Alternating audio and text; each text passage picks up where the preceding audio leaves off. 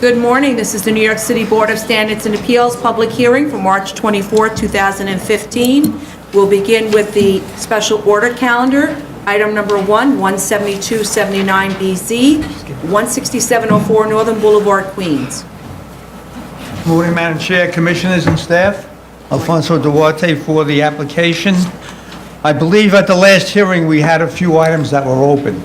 One was about the transfer of ownership or use, excuse me, of the premises. I tried to approach this logically. I went through the board resolutions, could not find any reason why this provision was put into the resolution. Basically, the condition is covered by the zoning resolution. The change of ownership, I don't think the board would want to get involved with a application where the owner is going to sell or lease the property to another real estate or an office use, since there's really no reason why the case should be denied. It's a normal real estate transaction in the normal course of business. The other provision was the change of use. The zoning says that a change of use to another use within the same use group is a change of use. But the C of O that was issued by the board was for office use only. So basically, under section 3215 of the zoning resolution, one change of office, whether it's a real estate, an architect, an accountant, an engineer, there is no delineation of different offices in the zoning resolution. So this is a straight office use with no change. If it goes to a bank or if it goes to a beauty parlor or barber shop, that's a change of use that would necessitate an application to be filed with the board. But a straight office use, and that's the way the CO was issued, offices with accessory parking does not delineate between one office use and the other. And I really strongly believe that this provision just adds another level of bureaucracy onto the conditions, because the conditions that the community is worried about are covered by the zoning resolution. That if there is a change of use, which is within the use group, then we would have to come to the board. But if it's a straight office use, regardless of the office use, since the zoning resolution does not delineate between different offices, that is not a change of use. So I really believe that this section should not be implemented into the resolution. The second provision was the parking. The parking is voluntary and not required because it falls within the waiver provisions of the zoning resolution. Based upon the area or number of people, the 7 spaces that we're asking for falls lower than the required parking provisions of the zoning resolution. So this is a voluntary permitted parking, and we're only asking for 1 more space. As I mentioned previously, there is no alternate side of the parking in that area. The commuters park there and walk to the Long Island Railroad Station. There's a school across the street. The occupants there also park in the street along Northern Boulevard. So this parking is pretty restrictive during the daylight hours. Just with respect to the parking, there was still the question of the ADA space that had been lost as a result of putting in that additional space, I think. Well, as I said, the parking is not required, but Well, whatever the board would want to put in their resolution, that's It it. looks from the plans that space number 1 could accommodate. Apparently the space ADA space. I mean, has because not- number 1 is on the end and it's actually quite wide. So what would be the problem of just calling designating it an ADA space? Well, if the board requires it, then we'll have to put it, I mean, you had it before, that's what I'm saying, and it seems like you'll still be able to add the 7th parking space in there. Well, If your that's one plans of the- are accurately spaced out, then it shouldn't be a problem. well, if that's one of the requirements of the board, then we'll amend the drawing to put it back in. The last provision was the signs. Well, there Okay. was also landscaping. Pardon me? There was also landscaping. The We last, were going to add additional landscaping, and also your plans don't show landscaping in the southeast portion of the lot, where it was on the prior approved plans. oh, we'll put the landscaping, whatever has to be done will be put back with the coming of the warm weather, whatever. And you'll add it to your plans. And we'll affix it to the plans. Okay. Okay. As far as the signs go, if we look at the initial filing back in 1979, the photographs, which I submitted to the board, the signs were there, and apparently were there previous to the board resolution, the initial. So it's over 30, 35 years that these signs have been existing. And they don't intrude into the residential district. The pole sign faces Northern Boulevard, east and west, and the sign that's on the building is facing Northern Boulevard, which is 100-foot wide and an arterial highway. In fact, in one of the conditions that the board put in the initial hearing was that the illuminated signs would be shut off at 10 o'clock, which the owner has complied with right along. So the board knew about the signs, and they did not put in a provision that the signs comply with the C1 area. No, that's in There's 19... no, No, in 1990 grant, the board asked that the signs be made to comply with the C1 regulations. well, So, and then there was just no mention again in 99 in the resolution. So it's strange. So they were asked to do it in 90, didn't do it in Well- 90. What happened? that C1 area provision seems to come with every board resolution, but the initial one did not. And the board knew that the signs were there and did not put it in the original board resolution. The C1s came later on renewals. The board has to specifically grant a variance on the sign regulations and didn't specifically do that. So, and it specifically stated in the 1990 grant that the signs had to comply with C1, and in the 99... Yes, I agree with The that. 90 grant and the 79 grant, it said, sorry, the 99 grant, it says that the conditions of the prior grant still apply, right? No one ever did. So that's different, right, than having permission. That, we Well, have I'm a lot really- of those where people don't do what they're supposed to do. But That I don't doesn't think mean that's anyone- okay. I don't think anyone clearly looked into what was happening when they said C1 area. They just accepted it.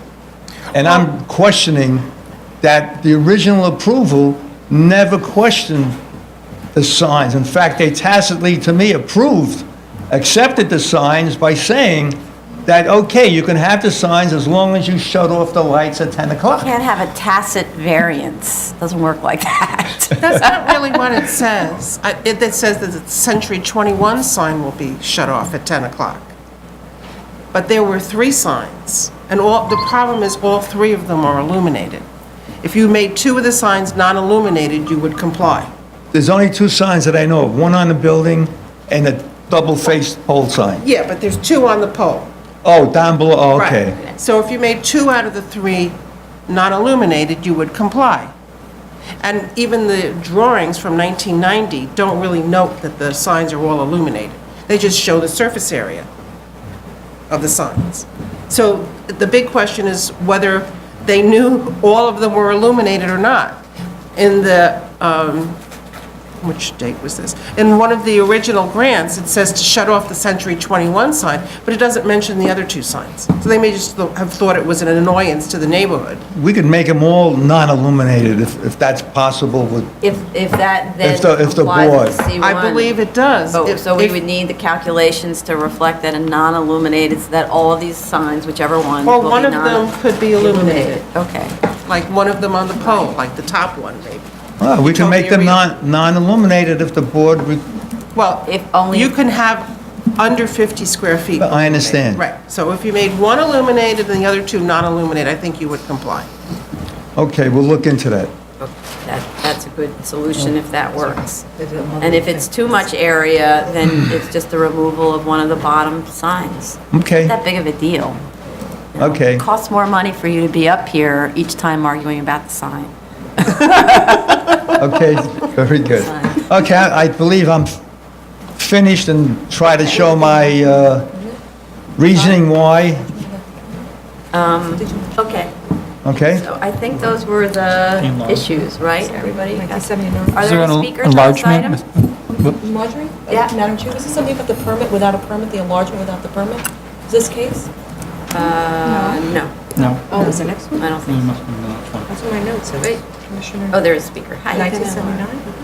Thank you. Good morning. My name is Terry Pumari. I'm from the Auburndale Improvement Association, one of the homeowners associations for this area. We support the application only if the stipulation that, quote, "no change in ownership, operating control without prior application to and approval from the BSA remains in the variance." The outside of the building might continue to say real estate. We don't know what's going on in there unless there's some kind of record of this that goes through a variance procedure. Several years ago, we had another building on Northern Boulevard within our area that looked like an insurance office or a business office, but was actually a brothel, and it took us a while to get it shut down. And so the outside, without guarantees, is no protection for the community. And that's a true story. It is not made up, believe me, because I know the neighbor who was really No anxious. matter what we do, we can't prevent illegal strange occupancy. But if it has a process, then we can monitor the process and get protection. It's imperative that the clause remain to protect the property, which is protected, we believe, by the Rickard-Finley covenant for that area, and to protect the surrounding community from intrusive development. We have the support of Community Board 11, 33-4, to keep it. Borough President Katz, a councilman, a state senator, and we urge your support to retain that condition in the clause. Mr. Luciano implies, and I've inferred, that he's afraid of a financial loss with that detail that would slow down a transfer of property. People, as I commented last time, people are paying $600,000 to $800,000 for single-family homes in our area, which is largely an R2 zone at that point, and illegally converting them in a one-family zone to more families or SROs. Permits or no permits, violation of permits, there seems to be no way to rein them in. There's money to be paid for land. There's just so much land. The community must have some protection for their investment, and we urge the board to keep that condition in the new variance. Mr. Luciano will not lose money if and when he sells the property, and we feel sure that the community homeowners need to have protection for their investments, too. Thank you. Next speaker?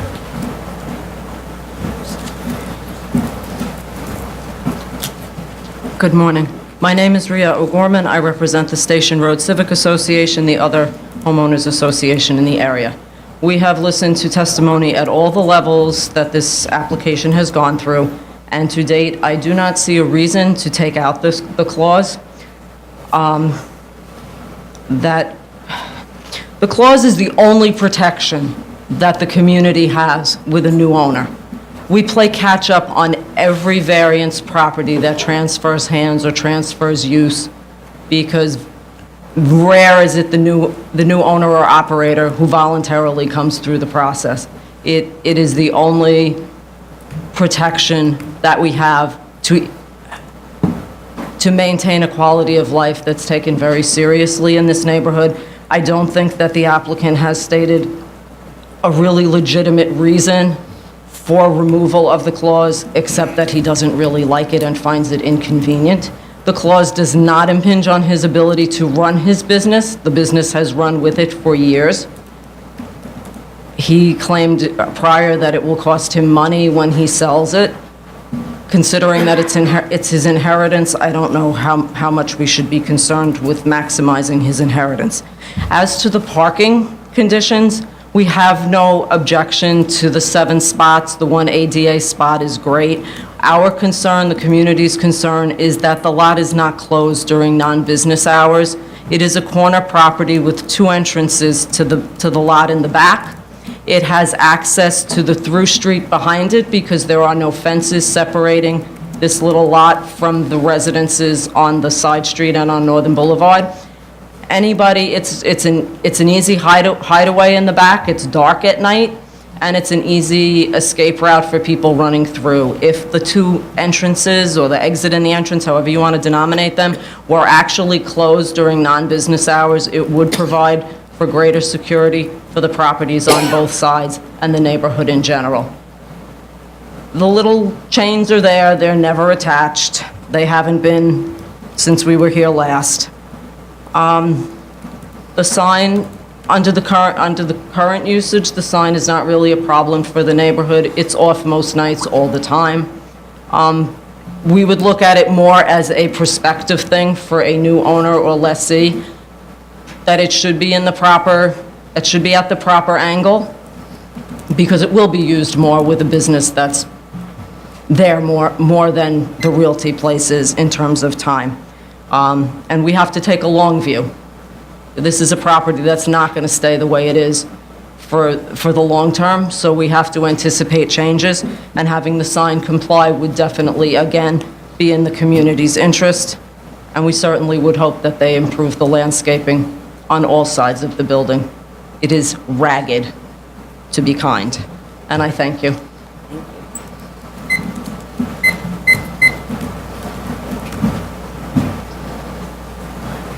Okay, what can I say, except the fact that the premises may be used as a brothel, no one's going to come to the board and say, I want to use this property as a brothel.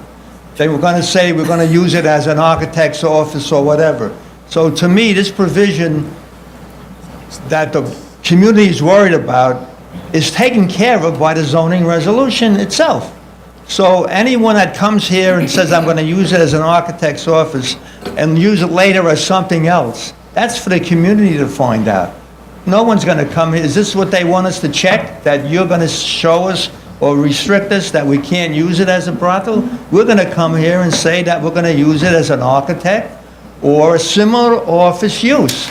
And to me, that provision in the resolution, I don't think anyone ever analyzed it, but it's really redundant because every concern that the community has is covered by the zoning resolution. That if there is a change to a different use and a different use group, we have to come here. And as far as office use goes, an architect, an engineer, a real estate, the CO says offices. There's no reason to come here if it's still going to be office use, because the zoning resolution does not delineate different office uses. They just say offices. So there is no change of use, whether it's a real estate, an architect, or engineer, or accountant. And that's my position on that. What about the fence? The fence enclosure, we talked about that before, about enclosing the entrance to the parking. The entrance is on the street, the exit is on Northern Boulevard. Right, but so apparently, we talked about this the last time, that it is supposed to be closed at night, and apparently it's not being closed, so we need to Well, come it's up with a closed, better but I think solution. sometimes the chain is broken. I don't know if people use it or whatever. Yeah, it's just sort of a flimsy chain. So I think the idea is to close off, more substantively the parking lot itself. So to come up with an idea of perhaps like a fence, a gate that actually closes so no one can get into the parking lot, especially if testimony is correct that it's perhaps sometimes being used as sort of a dark area where people can hide. It might behoove your client to secure his property a little bit better, and that might include having to fence it in some way. So I think you need to take a look at that. Also, next question concerning the office use. So let's say, for instance, a condition was changed to read that professional offices would be permitted. What kind of offices? Professional offices would be permitted That's to the limit use the group 6B. type of That would be of permitted. office. As opposed to, from what I'm getting from you, you're saying is that sort of any type of office might be. But if we even narrowed it down a little bit more. But it's not a change of use, because offices is all-inclusive. No, actually, I think it's use group 6B is only professional offices. Right. That's what it actually says. I'm going to look that up while we talk. Yeah, I think so. So that's what we talked about. So just to make it clear to you that, at least in my mind, I'm looking at 6B uses. Anything, anything outside of a 6B use is a change of use. Well, the resolution didn't... So like an architect's office didn't limit- or an accountant or something Lawyer, like that, a yeah. lawyer, that would be permitted. But at the hearings, they didn't limit the use to a real estate office. No, They but limited I'm it to just office. saying within, sort of the And quiet, innocuous kind of uses, Okay. right?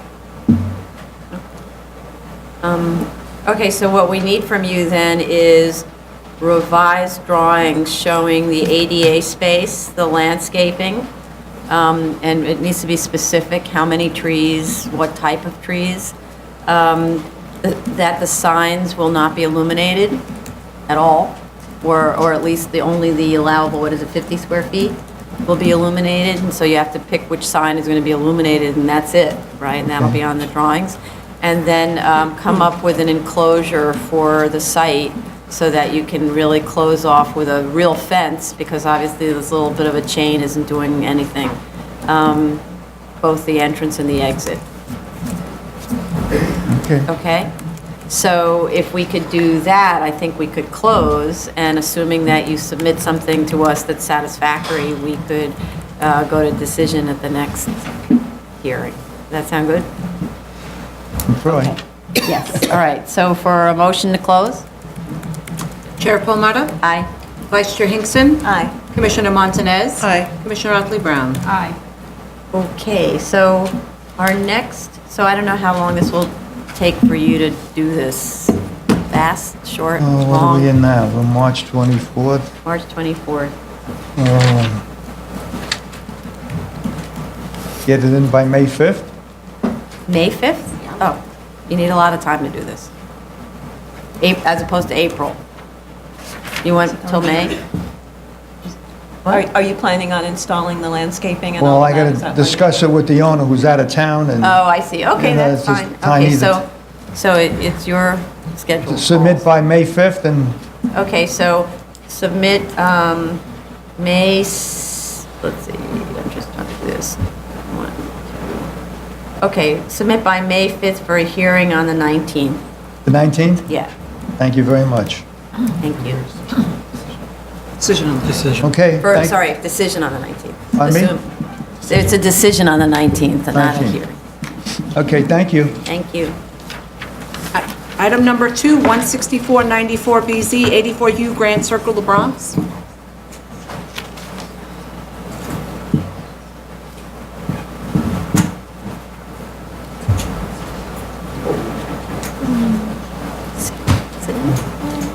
Morning, Madam Chair, Commissioners. Jeffrey Chester for the applicant. I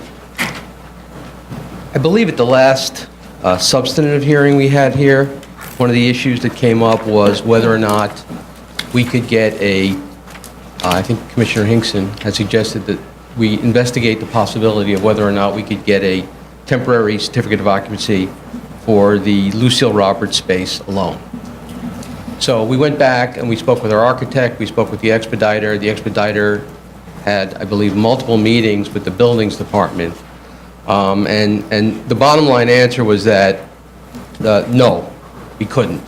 And I think because there are several open applications that are not our applications, and as I think was recognized in the expediter's letter, some of those applications are considered health and safety applications. The fact that they're considered health and safety applications, I want to say, it's my understanding that the work has been completed. There aren't any existing hazardous conditions on the premises. The Lucille Roberts space is up to code.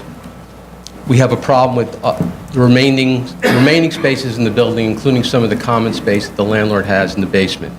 There are open applications, there are violations. So where we sit on this today, there's been a back and forth between Lucille Roberts and the landlord. The landlord has been somewhat recalcitrant in wanting to spend the money necessary to do what he has to do, but he's finally agreed.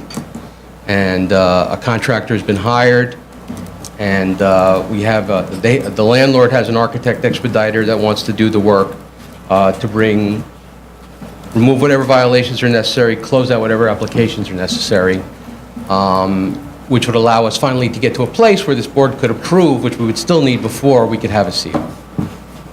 So that's where we are, but we're months away from that, I'm afraid to say. Well, because the way it is, if we don't do something like this, then there's no guarantee that we're ever going to see a C of O on this place without pressure from the board, right? I agree with you. So, and one of the inspections said that there was a lack of fire stop between the cellar and the first floor area of the assembly, which is your gym.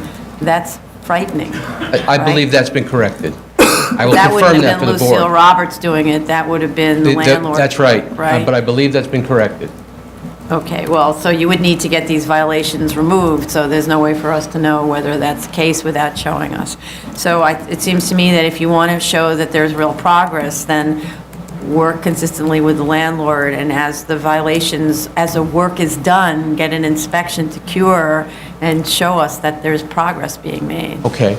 Procedurally, because I think this is not something that's going to fix itself in a couple of weeks. Right. I'm not sure what the board wants to do. I mean, we're here, we've been here several times, we want to legalize the space, we want to legalize art, we want to operate legally, or we wouldn't be here.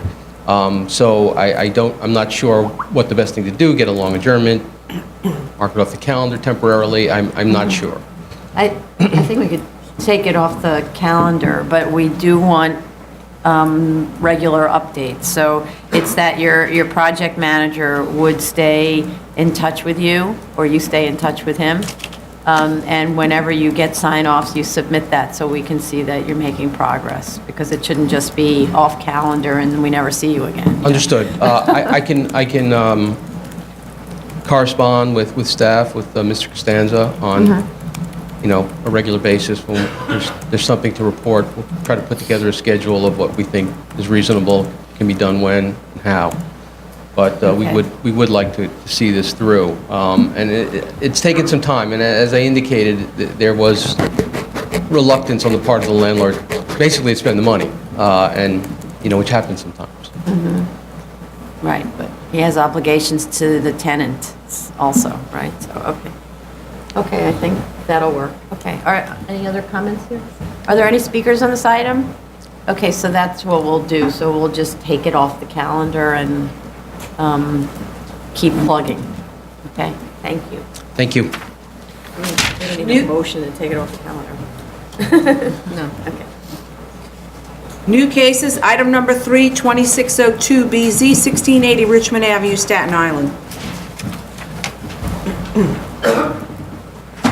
Good morning. Todd Dale, on behalf of the Office of Eric Platnick.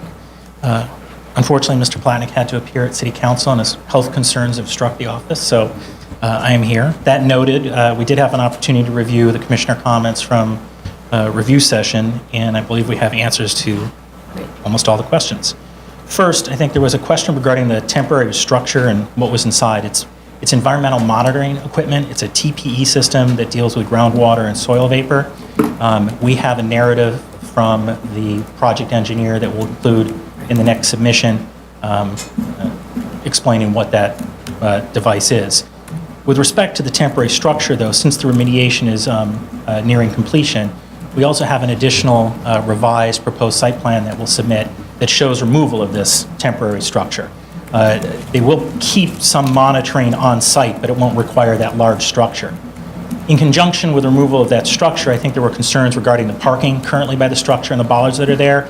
The previous approved plans actually showed the parking all the way to the lot line. Once this structure is removed, that will be able to be restored, which will shift the parking spaces. I think it's to the north of the lot. I just had a question as to why they put the parking then perpendicular to the structure, to that shed structure, because then it brings the cars kind of out into the lane of traffic, whereas I think now they actually just kind of park up against it. Right. Which to me was probably a safer. Correct.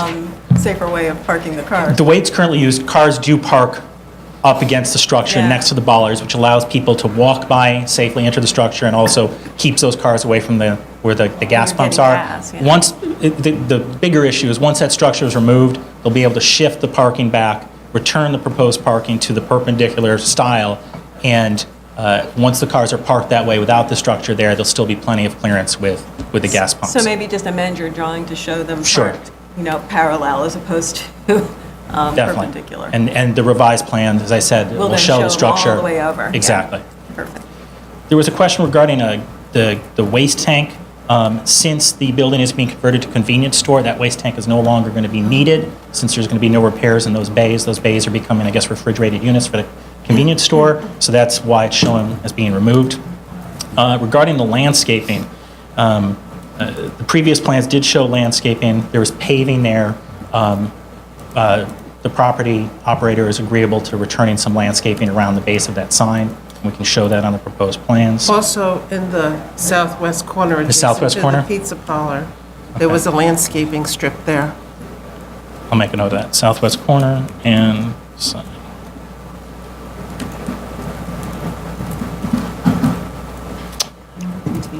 And I believe that was the core of the questions. A lot of them were tied to this particular container, but I think once you see the post-remediation plan, that will address the bulk of those questions. Okay, that's, Are there any other questions or issues?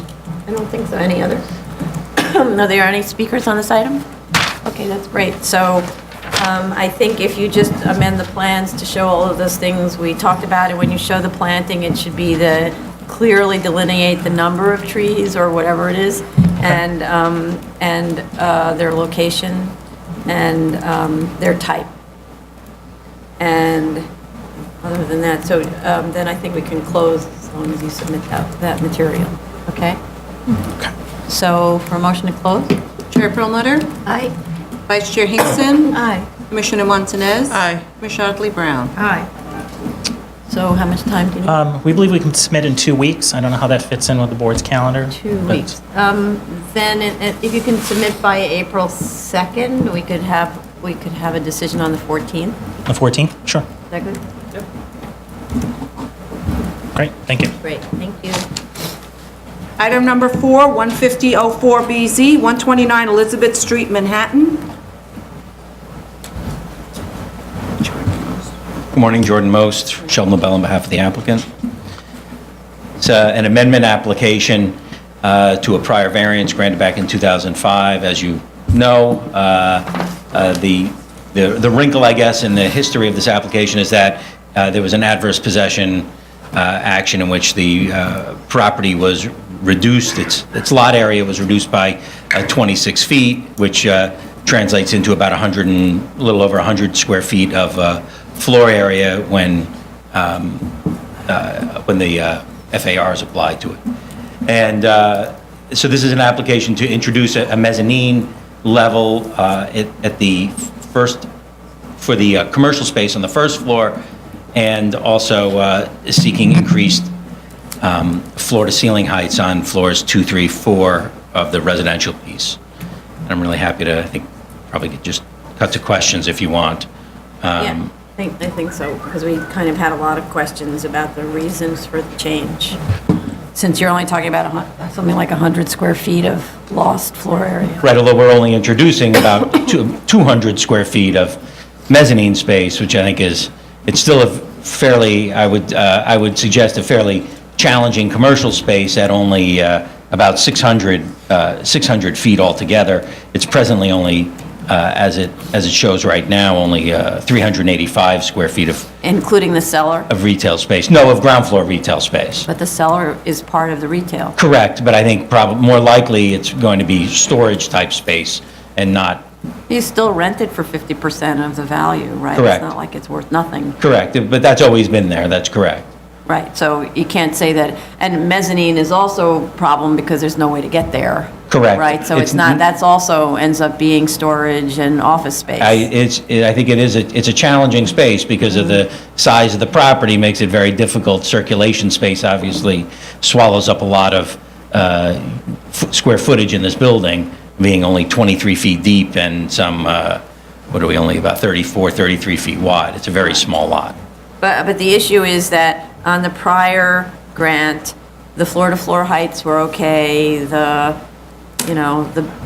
give or take 100 square feet, that's not, that doesn't necessarily fall, well, it falls now in the mezzanine, okay? Right. it's not clear why you really need, other than the height to include the mezzanine, why you need to add height to the I building. think it's not as easily argued position, I think. And we'd like to be able to introduce, I think, more light into the building.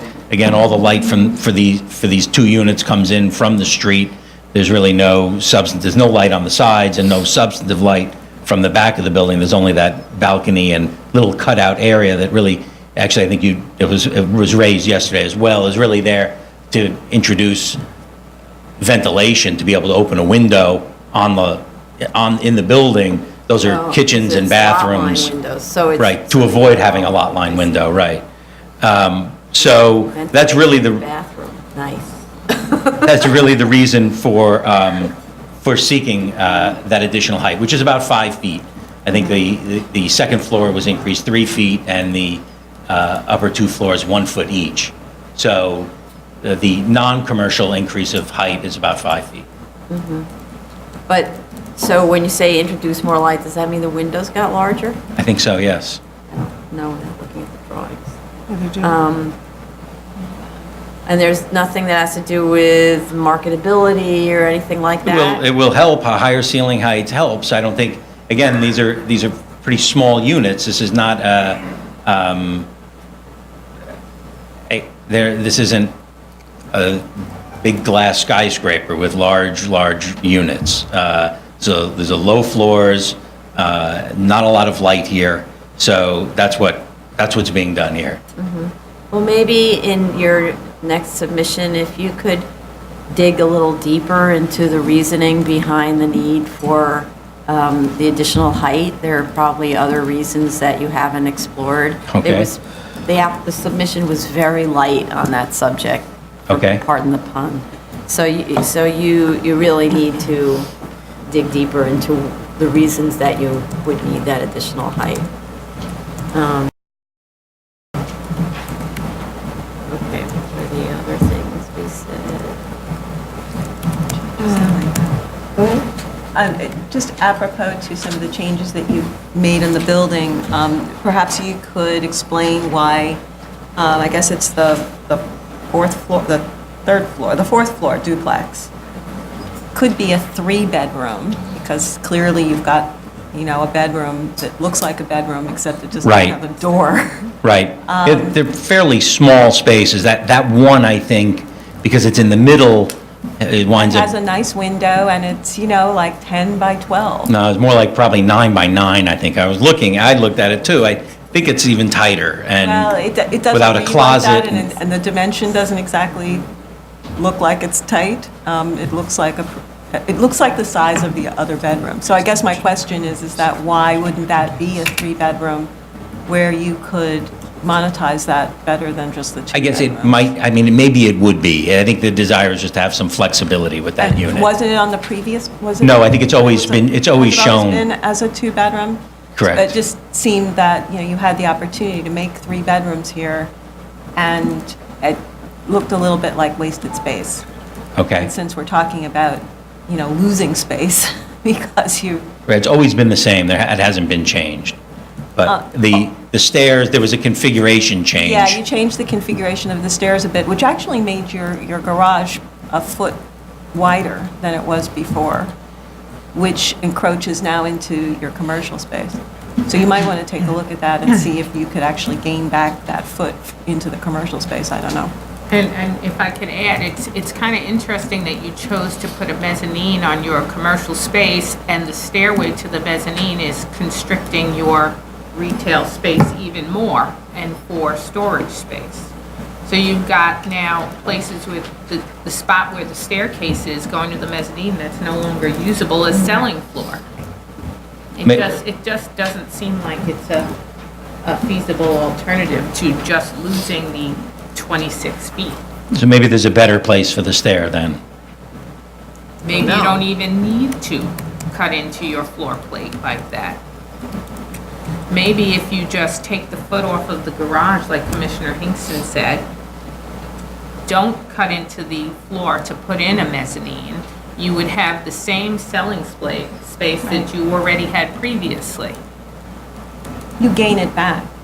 So now you've got an additional amount of square footage for selling space, whereas you might not need it to make it apples to apples. You're just Because you're losing. gerrymandering a little bit. Right, you're losing 26 square feet per floor, but that could be taken out of circulation space. It doesn't necessarily take out of your income-producing space. Right. So I would say you probably would have to prove that to us, that it's really cutting into your income-producing Okay, I don't see how, space. I mean, I can't, the circulation space is circulation space. I don't see how 26 feet comes out of stairs. Well, you may be more have a generous than you vestibule. have to be. You have a very large, well. Very relatively large. Right, I mean, relatively large vestibule on your first floor as well. So Yeah, it's you like, may be there's no able need for that. to eke out some space from those areas and then give it to an income-producing space, right? Which might negate your need for the mezzanine. I think one of the other questions that was posed yesterday by Commissioner Otley Brown was that to make a correlation between what was lost on the plans from your 26 square foot lot, the little triangle cut out, that definitely had an effect on the planning of the units. Like I see the staircase had to relocate in order to accommodate that. So if you could talk about the effect on the units and maybe on the marketability of the units, that might help this argument. Because if they become more awkward as a result of having sort of no place to put the stair in the bathroom, that's a different analysis. Okay. And then Commissioner Montanez had asked to see streetscape on the revised bulk, which was something that was provided with the original application. Right, I think we have one without the building in it. Yeah. There is a streetscape, I'm pretty sure. see one. But No, I maybe didn't not see one with. either. There's more of a bird's eye fly around about other buildings in the neighborhood, I think, but not a streetscape. I mean, we had an original variance where we had a B finding and a C finding, and now you're coming in with a building where the bulk is significantly different. So, Oh, we can do that. I've seen that in the file, so we'll provide that. So, and it's still the same bedroom mix, you're saying, as before? Correct. And we'll look at that, maybe looking at that as a 3-bedroom. Right, okay. Okay, good. Any other comments on this? Okay. Oh, and I just had a question, and it's not that I checked the code or anything like that, but you have a commercial space that goes down into the cellar and up to a mezzanine. How is that meeting ADA requirements? Well, I think that if it wasn't going to be used as, if it was only going to provide, if it wasn't going to be retail space, sales space, that it wouldn't need to be, and I've got to call in to confirm that.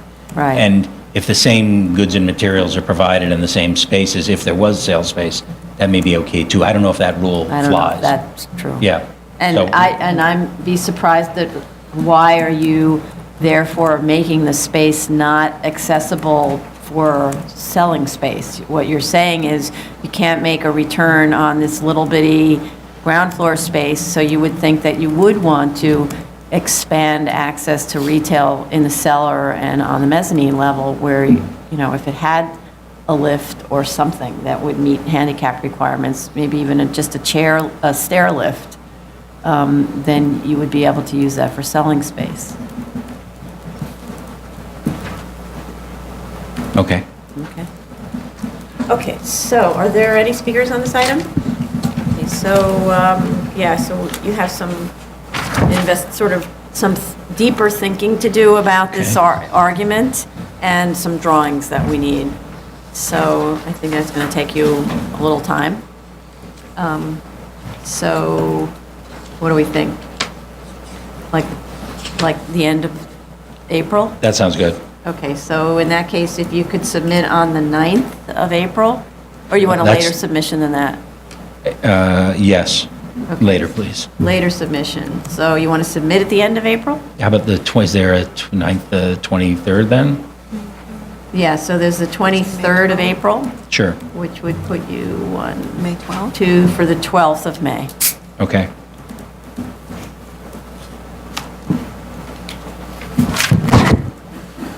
Item number 5, Thank you. 5106BZ, 18802 Union Turnpike, Queens.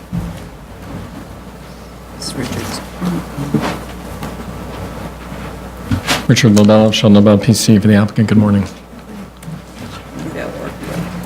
Madam Chair, I know there were a number of code-related questions that arose at the executive session. I'd be happy to address those and then address any other specific items with regards to the application. As the board is aware, this is an amendment and extension of term application, or extension of time, sorry.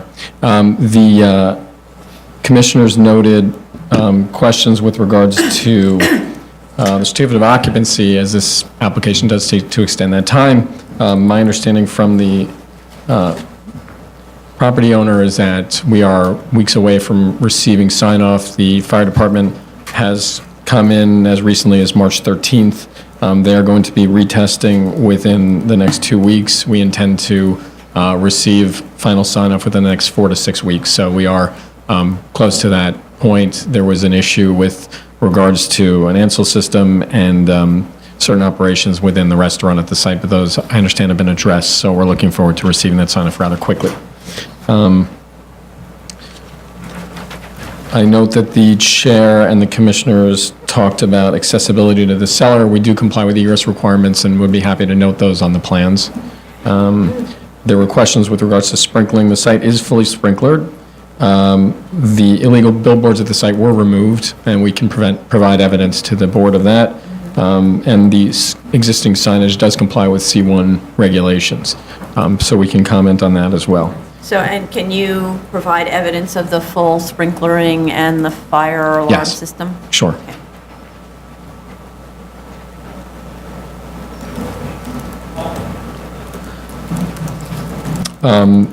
With regards to the building code issues, I would ask if the board had any further questions.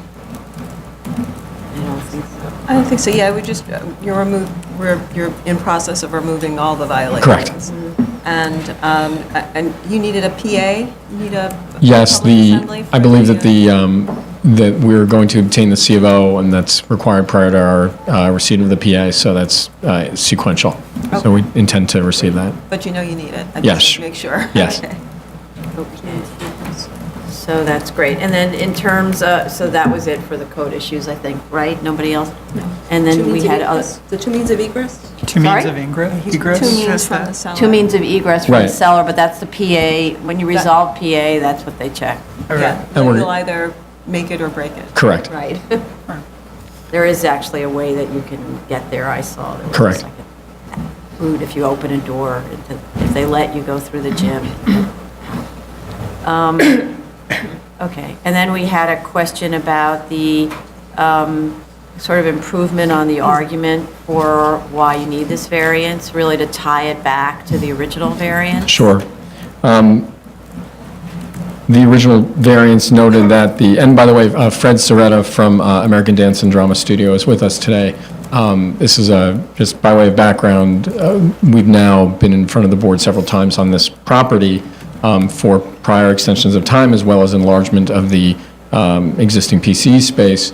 The original argument in the variance application in 2006 involved the cellar space and the fact that there had been this built-out cellar with utilities, and that the dance studio operated in a majority of their operations was in the cellar space. That's still the case.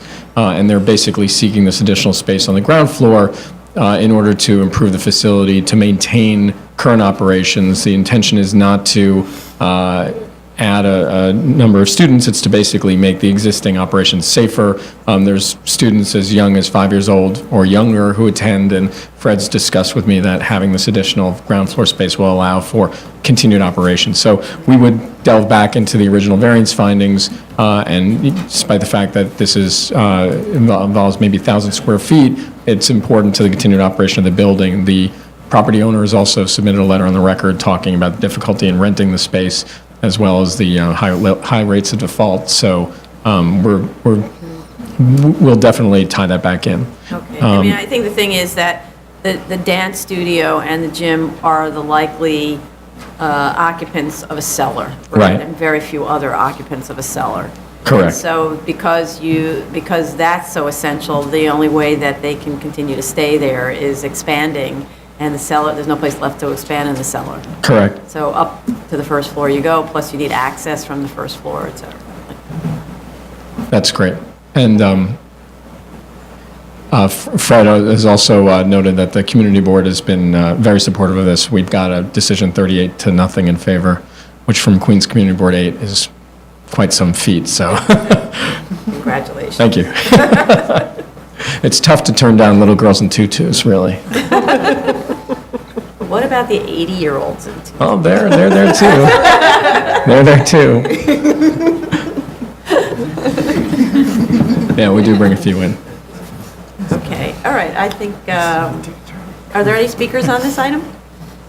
Any other questions here, comments? Okay, so if you could submit that other material, but obviously, we do need to know that we're getting a C of O. Sure. Right? So again, this is one of those things, because it's been operating without a C of O. We have to put the C of O first in line. Understood. And then the grant after, right? The vote. Sure. Okay.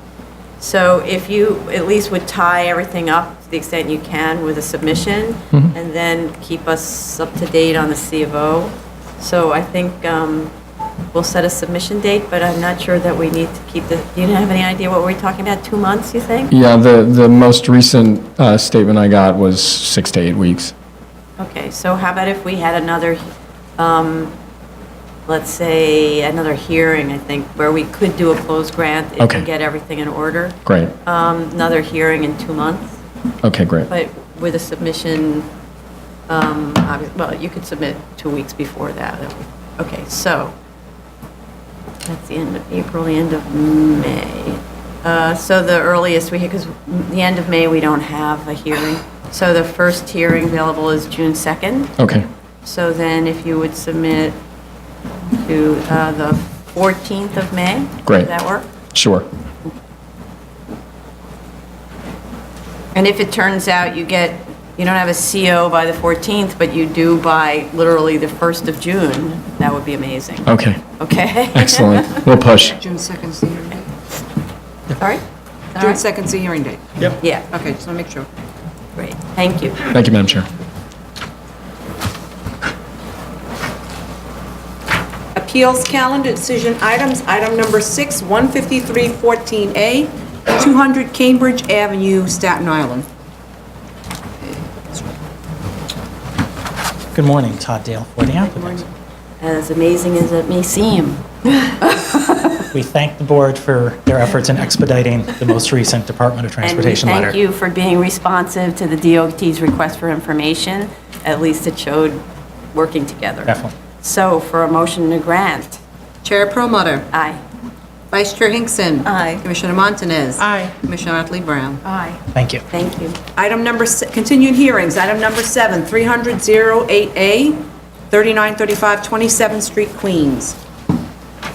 Good morning, Madam Chair, Commissioners, Marvin Mitzner, the applicant. I think the board is asking for a status update on the project, and Mr. Alex Matthews is here once again to provide that to the board, and also, I think, to address what we believe may have been a false impression left at the last hearing, that the construction on the site was somehow faulty and dangerous, which it is not, and he'll address that more carefully. In terms of the repair work for the neighbor, I think he'll also address the nature of that repair, which would require us to do some construction work on our part of the site to create a slab that would then support the neighbor and then be able to rebuild a shed. And I think Mr. Matthews can elaborate more carefully on that. The board also, once again, addressed this issue of the elevator and its status as a lawful piece of construction. Based upon the plans that were submitted by the architect, the elevator is set back sufficiently so it does not pierce the sky exposure plane for the new portion of the site, and as such is permitted, and the building department has so indicated. We've never received any objection on that, and they've gone through the plans a few times. Okay, so, but you will the architect will provide us with a drawing that makes clear that the elevator falls behind the sky exposure plane? Yes. Okay, because, right, We can provide a detail that indicates that. yes, okay. And those elevators only, I guess that they only open onto the terraces that aren't now considered floor area, right? They don't, do they open directly into the subject building ever? They do at one level, I believe. I'll have to clarify that, but I think they do. But irrespective of where they open, they are not they do not pierce the sky exposure planes, therefore the construction complies with the new zoning on that portion of the site. And because the elevator services the subject building, DOB still considers this two separate buildings and not merged into one? No, it's not considering it two separate buildings. It is one building. It considers each portion of the site separately, all right? There is the portion of the site that is subject of the vested rights case is one portion of it. It's the 75-foot portion that originally came before the board. The 25 feet on the new portion of the site is under the new zoning. It's still one building. No, It's essentially a split lot. It's that. okay. I'm still on the elevator and the concept that... Well, you've got to get off sometime. I had the concept that it's a bulkhead, that your answer back to us was that it was permitted, its height was permitted because that height above, I guess, the terrace level is considered bulkhead. Actually, I was thinking that where it hits the terrace up would be considered bulkhead, because the terrace, for all intents and purposes, doesn't really exist. But irrespective, though, and if we gave the impression that was the sole basis, then I apologize, but irrespective, it still is permitted to be located at that point because it doesn't pierce the sky exposure plane. Okay. So, and we'll provide a detailed drawing that will I show might that. be persuaded to let go of the bone. And if you could also have the architect make sure to provide us with, for the complying, the current section, the new section, that provide zoning calculations to show that the stair, the elevator, when it stops on the floor, is not treated as a bulkhead, but as floor area. Floor, yes. Right? Okay, Just to make clear. absolutely. Okay. And if there are no other questions, then I'd like to just have Mr. Matthews come up and give you his report on the status. Thank you. Good morning. Good morning. As previously mentioned, I think that I didn't push back hard enough last time on some comments that were made regarding the sixth floor falling in and concerns about the structural integrity and the safety of the building. I've seen nothing out there that leads me to believe the building is not safe. And I wanted to put that to rest right out of the gate. And I apologize for not pushing back on that and make my position more clear on that. We had also discussed and Before you go on to the next one, Yes. let's just clarify that for a second. You coined the phrase, which I've been using with all of my friends who are architects, self-performed work, I'm going right? there right now. That's Okay. exactly where I was going. Okay, but you said that the electrical work was self-performed, which to me means I did it, as opposed to a licensed electrician. That sounds like not safe, and the submission indicates that all the wiring was changed, so therefore there was reason to be concerned about the wiring. right? agreed. And my next position, well, my next statement was exactly that the process of self-performing work is not necessarily unusual. General contractors will have on boards guys that are licensed to perform concrete or steel, and that is the case here. These are New York City licensed welders. And when a company does self-perform the process is for independent inspections, which were performed in this case on both the concrete and the steel, pretty comprehensively. To address your point on the electric, yes, we felt that it had to be removed to provide best case scenario. So, and prior to last time we met, I did not have the TR1s, but I have them now. I've reviewed not only the TR1s, the TR2s, and the structural reports that were done by licensed engineers, and they're all in agreement that, things passed. And so we're monitoring those TR1s, or the plan will be to monitor those TR1s as they... Sorry, they're all in agreement that things passed? What do you mean by that? The concrete is in compliance with code, that the structural steel is in compliance with code, the work was performed by New York But City who welders. signed the TR1s and the TR2s? A professional engineer who was authorized to do so at the time. Okay, And so, now. sorry, but I don't know how to put this exactly. So, I really respect that you're the professional who is working on this job and that you're a site safety specialist and so on. But there are engineers and there are engineers who sign TR1s and TR2s, and we know from the history on this site that it's been very, very badly managed. We know that the neighbors were undermined. We know that that some work was self-performed and didn't just say, come up to par. And we also had talked about that the masonry work was self-performed. That's a little bit less normal on a job site, that they have just the guys in the construction company doing the masonry work. I would tend to disagree. I'm familiar with a lot of GCs and for instance, a lot of companies that will handle multiple trades: drywall, masonry, carpentry, concrete. And the mason, I actually would respectfully tend to disagree with that statement. And when it how comes to about with this masonry. particular general contractor? He has a staff of masons and concrete guys, Mm-hmm. New York City licensed welders. So- And again, sorry to interrupt, the independent review of that work has been ongoing. And I was able to see that. I didn't have the TR1s with me last time. Mm-hmm. I hadn't seen them. I've had an opportunity to see them. They're comprehensive. Huh. Okay. What about core samples that you talked about doing? Are you going to be talking about that? The reason I mentioned core samples was because there was a concern that no TR1s were done, and that if TR1s were not done, that would be our solution to testing. But since the TR were done during the process, that's not necessary. Okay.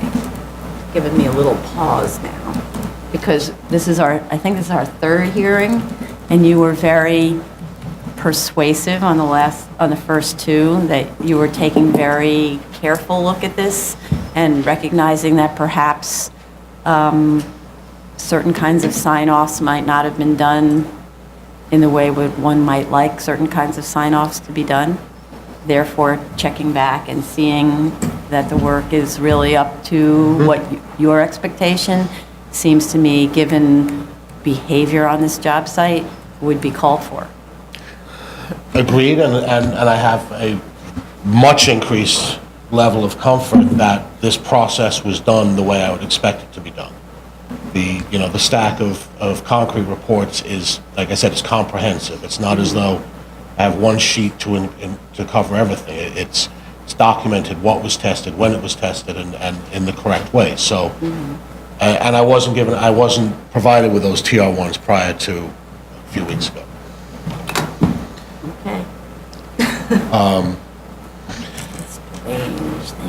The other item to update is on work progress. We've made progress on site with the general housekeeping and garbage removal. One of the big things that Best had wanted us to take care of last time we were there was to get the barricade DOB compliant with the correct paint color, the vision panels, get all the signage stripped off so it didn't just look like a barricade. It had the correct DOB requirements on it, which it does now. As you mentioned before, we took out the lighting and reinstalled new temporary lighting in there, along with having secured the appropriate electrical permits to do that work. And then the last item is the site safety plan. We have it completed. We were actually up at Best yesterday to informally request a meeting, and We had some informal conversations about the substance of the site safety plan. We're waiting for a date now to formally sit down with Best and review all the details of the site safety plan. So that's ready for them and for us to have a sit down.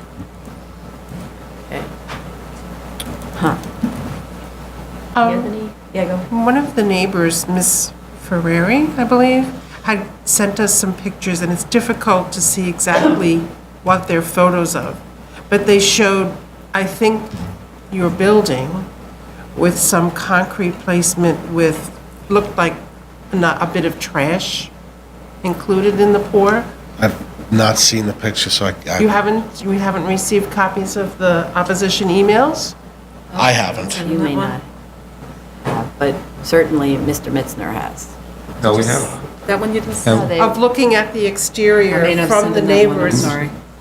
to see if there's areas of the I didn't get that completed one concrete. yesterday? We haven't gotten any emails that show any photographs. We'd be more than happy to take a look at them. This was from January 29th. Yeah, these are kind of old submissions that show, That one you I know, I think you keep may not have referring done. The other two to you did. masonry work that looks like I did it. That's usually a sign that it's really not good. So, and it's very strange work, and it doesn't look like what you would think of as contractors who have experience with masonry. Well, we'll take a look at that and address that, because out of context, I really can't, I don't think we're able to comment at this point, but we'll take a look at the photographs. Right, And in see some if we can- places it looks like there's concrete block and then they threw a few bricks in and it, I gave him yesterday. We'll look at the photographs and It's see if we can uniform discern. Pardon? It's not uniform at all. One would expect doing that work that, you know, you're doing it at one time and it's, you know, all uniform and you're using, you know, materials that look like they're, you know, good materials to use. I think some of the photos we've seen show that, you know, some of the materials are kind of maybe what they found around on the site and were able to kind of cobble together and, yeah. Hopefully no bodies. Not so good. Well, gee, I have not thought that's about something to that. think But about. it's a good No, but sign. the fact of the matter, we'll take a look at the photographs and try to put in context and see what we can. But I'm a little, I'm actually now extremely concerned about the shift in, say, attitude by your expert.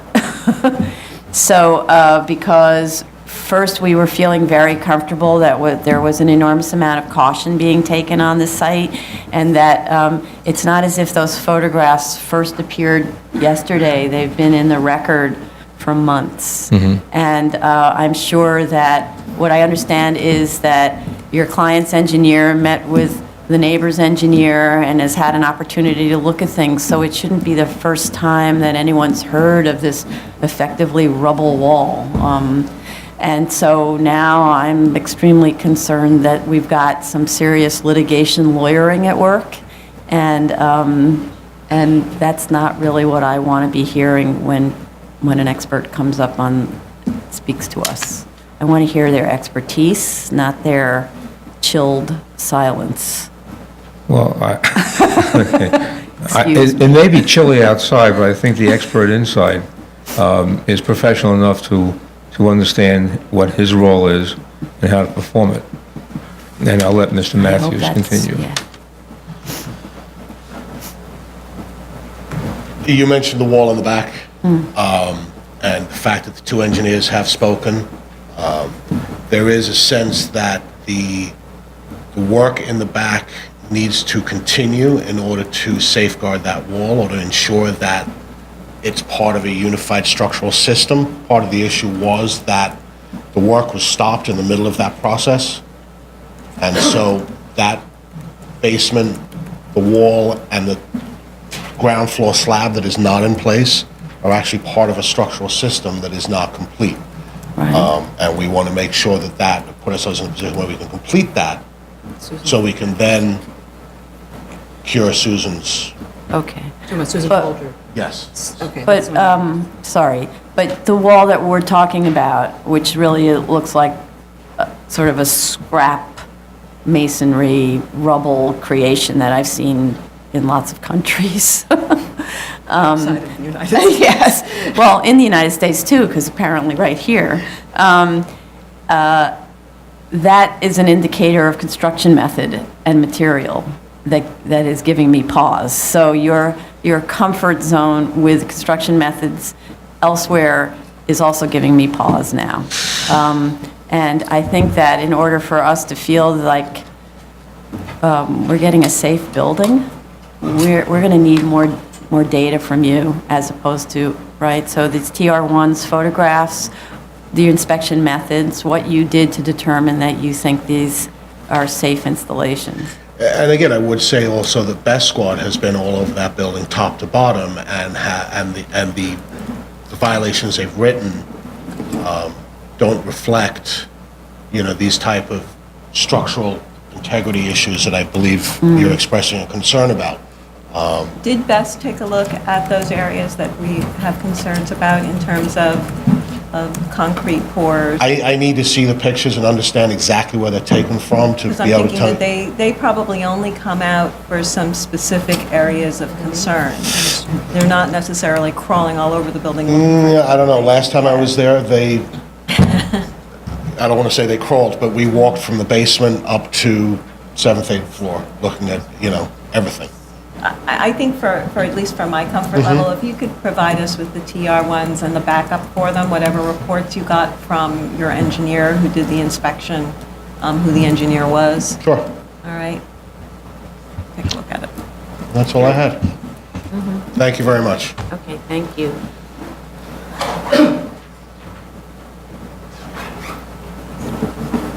Yes, that's it. Okay, so as I said earlier, we will take a closer look at those photographs, and we'll provide you with the additional information, and we'll try to raise your comfort level Please. from where it appears to be right now. Yes. It's only because you led me there to that really Well, uncomfortable place, and but- now you're trying to make me feel comfy where nothing has changed. Listen, I wasn't at the last hearing, but I did view the video. And there was, and I was surprised because there was an impression left that really isn't a fact. And I think we have, and unfortunately, Mr. Matthews did not have all the information at hand. Neither did I, for that matter. But we do have all the documentation. We can support what he's been saying this morning.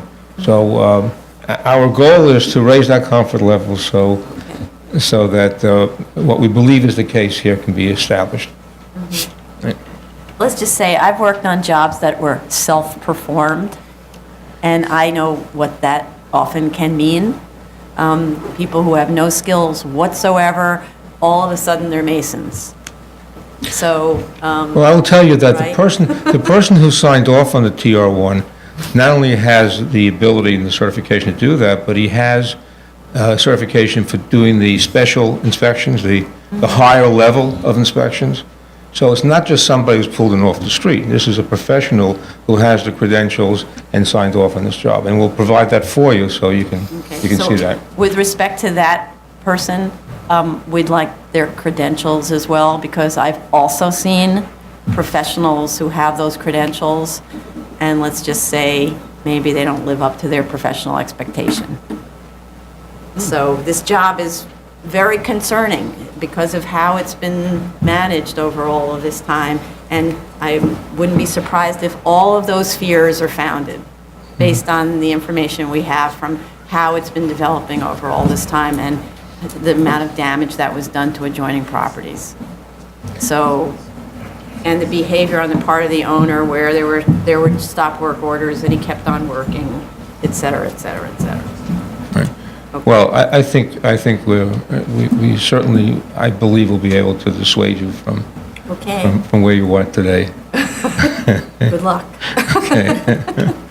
Okay, so we do need to keep updating this because this is a site safety issue, and the neighbors have to be made whole. So the work actually has to proceed, however is necessary in bits to return the neighbors to their original states. So I'd like to set another hearing date for update. In May, yeah, that's fine. So, and it can just be like May 19th, is that good? For the next hearing date with a submission on April 30th. Okay, Okay? Thank you. thank you. Oh, I'm sorry, are there any speakers on this item? Can you repeat the dates, I'm sorry? April 30th submission, May 12th hearing. 19th. I'm sorry, May 19th. May 19th, May right? 19th, sorry. Thank you. Oh, so the Okay, thank you. 1, 2, New cases, item number 8, 16714A, 250 Manhattan Avenue. It's Brooklyn. It's Brooklyn. This is Manhattan. No, it's Brooklyn. Good morning, Todd Dale on behalf of the Office of Eric Klatnick. From review session, the commissioners, you raised certain questions, and we'll try and answer those now. To start with, maybe one of the simpler ones, there were zoning analyses that were not submitted with the original application. We'll submit them in our next submission.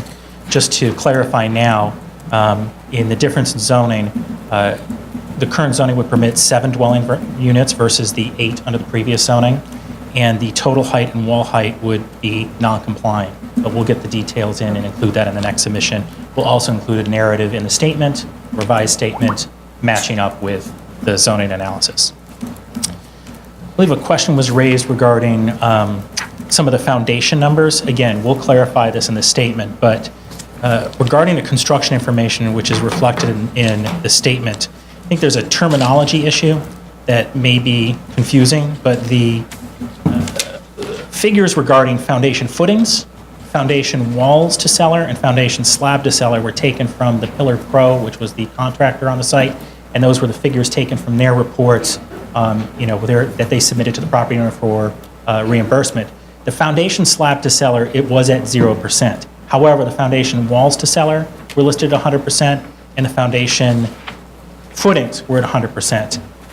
And in the overall figure, the foundation and substructure at 94.66% complete. And I think the confusion may be coming is the difference between foundation slab to cellar versus foundations as a whole. We can clarify what each of those aspects are and then tie them into the foundation whole in the next statement. But those figures, just to reemphasize, were pulled from the documentation submitted by the contractor. Right, okay, so you'll just find out what he meant by that, and, okay. Yes, the difference between slab to cellar and footings. You pour the first floor, the ground floor, but not the cellar floor slab. Plus, there's a photograph in January of the cellar floor poured already, so unless he ripped it up because he wasn't happy. I don't know if there's additional aspects or something like that, but we'll clarify. There's definitely a terminology issue, but big picture, there was definitely foundation work that was completed as listed.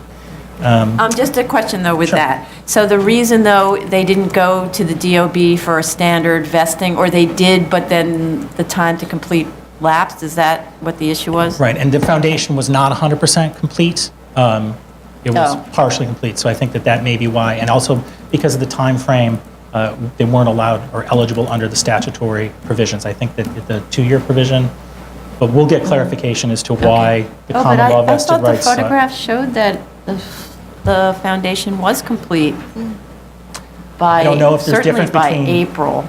The difference between the photographs. I mean, by August. And what, I don't know if there's a deception listed in the photographs as far as showing more that's done, but we'll get clarification as far as the percentage and why a common law vested rights is sought in this application as opposed to the vested rights.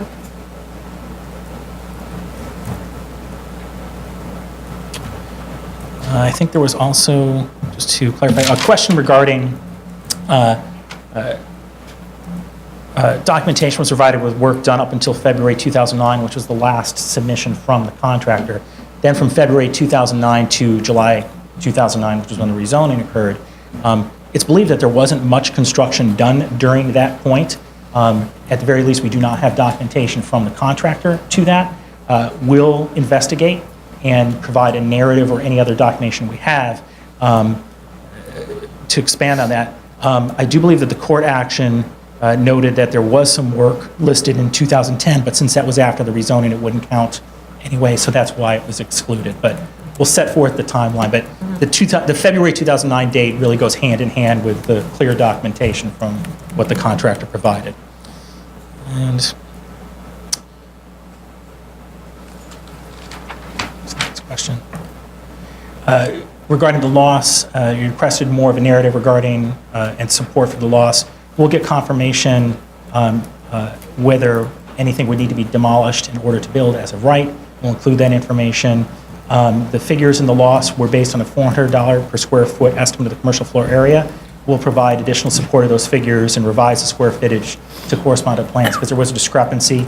The commercial space, I believe, was 2,100 and the sales projection was 2,800. So we'll revise that down to match up the 2,100 commercial space. And I think there was a question regarding the building code. In the permit information, the new building application was actually filed in 2007, and it lists the 1968 code as the applicable building code. Right, so I believe you're going to have to vest then for building code, right? There were two intervening major code changes, and your staircase that you've got there is too little, and your Okay. elevator shaft is probably too little. And luckily, you don't have an elevator shaft built, but you have some holes, right? We'll clarify that. It's the So you would 1968 need to versus... show how complying with, it's actually a lot more work because now you need the architect to show how complying with code on the drawings will affect your return. So that's showing, you know, the required elevator size for the use and the required stair size for the use. And I don't know whether the handicap accessibility standards were changed because there's more ADA than there was local law 58 by that point. It's actually, unfortunately, kind of a big review for the code waiver. I will take that under advisement. Okay. I will pass it on and defer as that I'm not fully, invested in the background of this, but we'll clarify for the building code. Might there be portions of the code that he might not really be able to waive? Does he need to? No, I don't think so. I think he has to just, I think they need to demonstrate what serious loss and would result from having to comply with the modern code. And they should speak to just the ways that it's different as well. So it's more than talking about it. Unfortunately, this is something where you need plans to show it. It's actually a lot more work than the zoning issue. So noted. Those were the key questions I had. I don't know if there are other questions Yeah, go I ahead. may have missed. Yes, back to the serious loss statement. Okay. Could you also provide documentation for your sales prices that you're assuming? Okay, Backup, basically. for that. sure. Sales prices.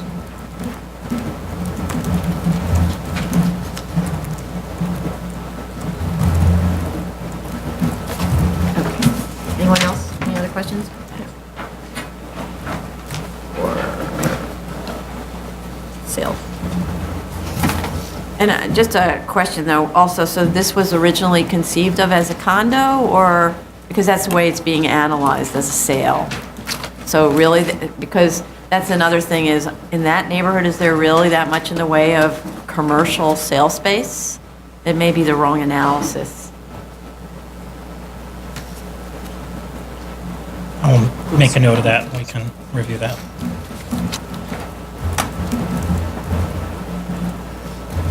Okay. Are there any speakers on this item?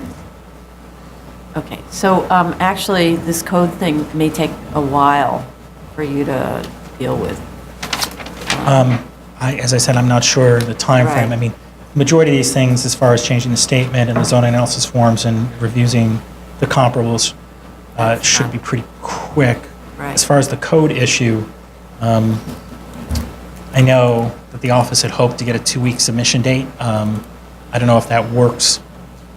That's an architect working incredibly fast to do this analysis. I actually don't think they're going to be, they're going to need to compare 68 code to 2014 code.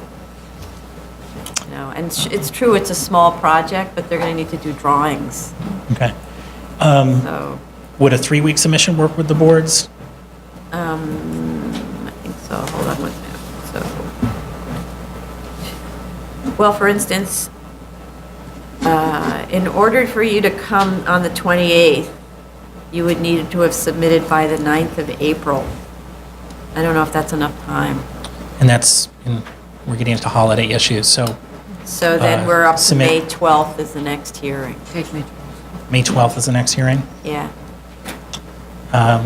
Okay, let's do that for the do hearing. that, okay, so then that's a submission on April 23rd. That's a Thursday. That's Okay. our new experiment. Yes.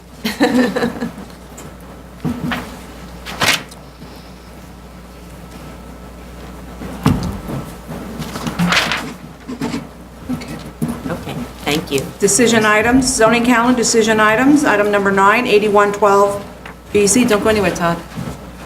Are you standing in for Eric? Oh, Jessica. Hi, Jessica, sorry. 8112 BZ, 980105 Metropolitan Avenue, Queens. Good morning. This one, I'm sorry. We're going to reopen. Good morning, Jessica Rubenstein on behalf of Eric Palatnik, PC. We heard your comments at yesterday's review session, and in response to those comments... Yeah, we sorry, just a submitted- second. We have to reopen because we had to accept something. So for a motion to open, Chair Promoter, aye. Vice Chair Hinkson. Aye. Commissioner Montanez. Aye. Commissioner Otley Brown. Aye. Okay, now you can start. So in response to the issues raised at yesterday's executive session, we submitted the short form EAS yesterday, and we also have extra copies that we brought as well, just in case. Great, and we received that And yesterday. they also paid the fee, yes. And we they paid the fee. which is the most important part. Okay. Exactly, we're fast. Okay, so consider it received, and we saw it yesterday, so that it's satisfactory. So now we can close again. So for a motion to close. Chair Promoter, Aye. Vice Chair Hinkson. Aye. Commissioner Montanez. Aye. Commissioner Otley Brown. Aye. And for a motion to grant. Chair Promoter, Aye. Vice Chair Hinkson. Aye. Commissioner Montanez. Aye. Commissioner Otley Brown. Aye. Thank you. Thank you. Item number 10, 6513BZ, 123 Franklin Avenue, Brooklyn. We have to reopen. Yeah, so this one again, to receive something, we need to reopen. So for a motion to open. Chair Promoter, Aye. Vice Chair Hinkson. Aye. Commissioner Montanez. Aye. Commissioner Otley Brown. Aye. So yesterday at the executive session, we were also instructed that we needed to submit the restrictive declaration. We submitted that to submit yesterday, but I also brought copies as well. Okay, and it's acknowledged as received and it meets the needs. Okay. So then we can close, for a motion to close. Chair Promoter, Aye. Vice Chair Hinkson. Aye. Commissioner Montanez. Aye. Commissioner Otley Brown. And then for a motion to grant.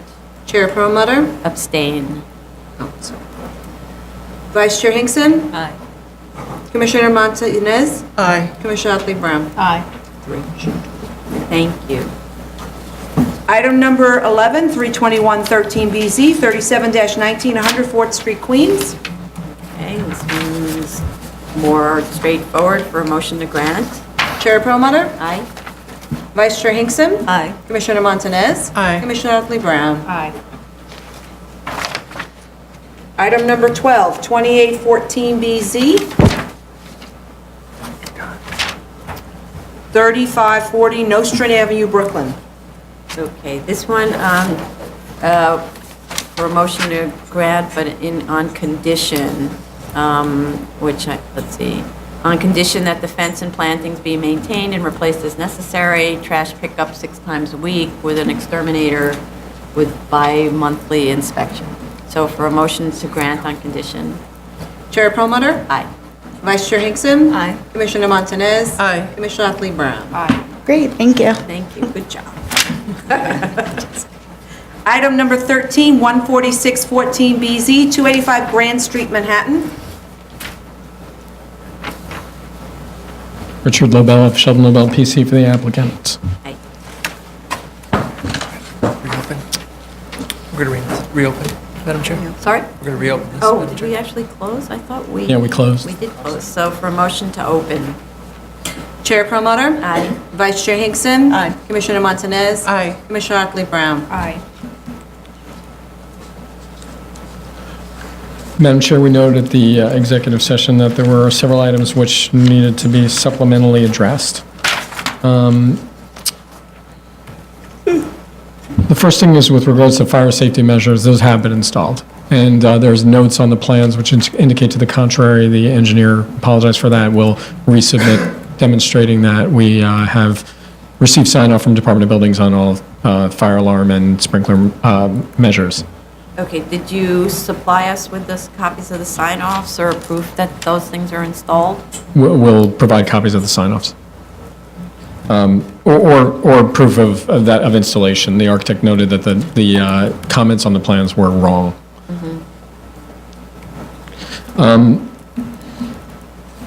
I have Mateo Lopez from the PCE with me today. I just wanted to address, there was the noise issues came back at the executive session. I just wanted to be clear on several points. The first is that the architect notes that there's actually a seismic gap between this building and the neighboring building at 87 Aldrich, which is 1 inch at the rear and widens to 2 inches, which essentially there had been previous discussion of a party wall. That's not the case. The fact that there is a seismic gap basically attenuates noise and vibration.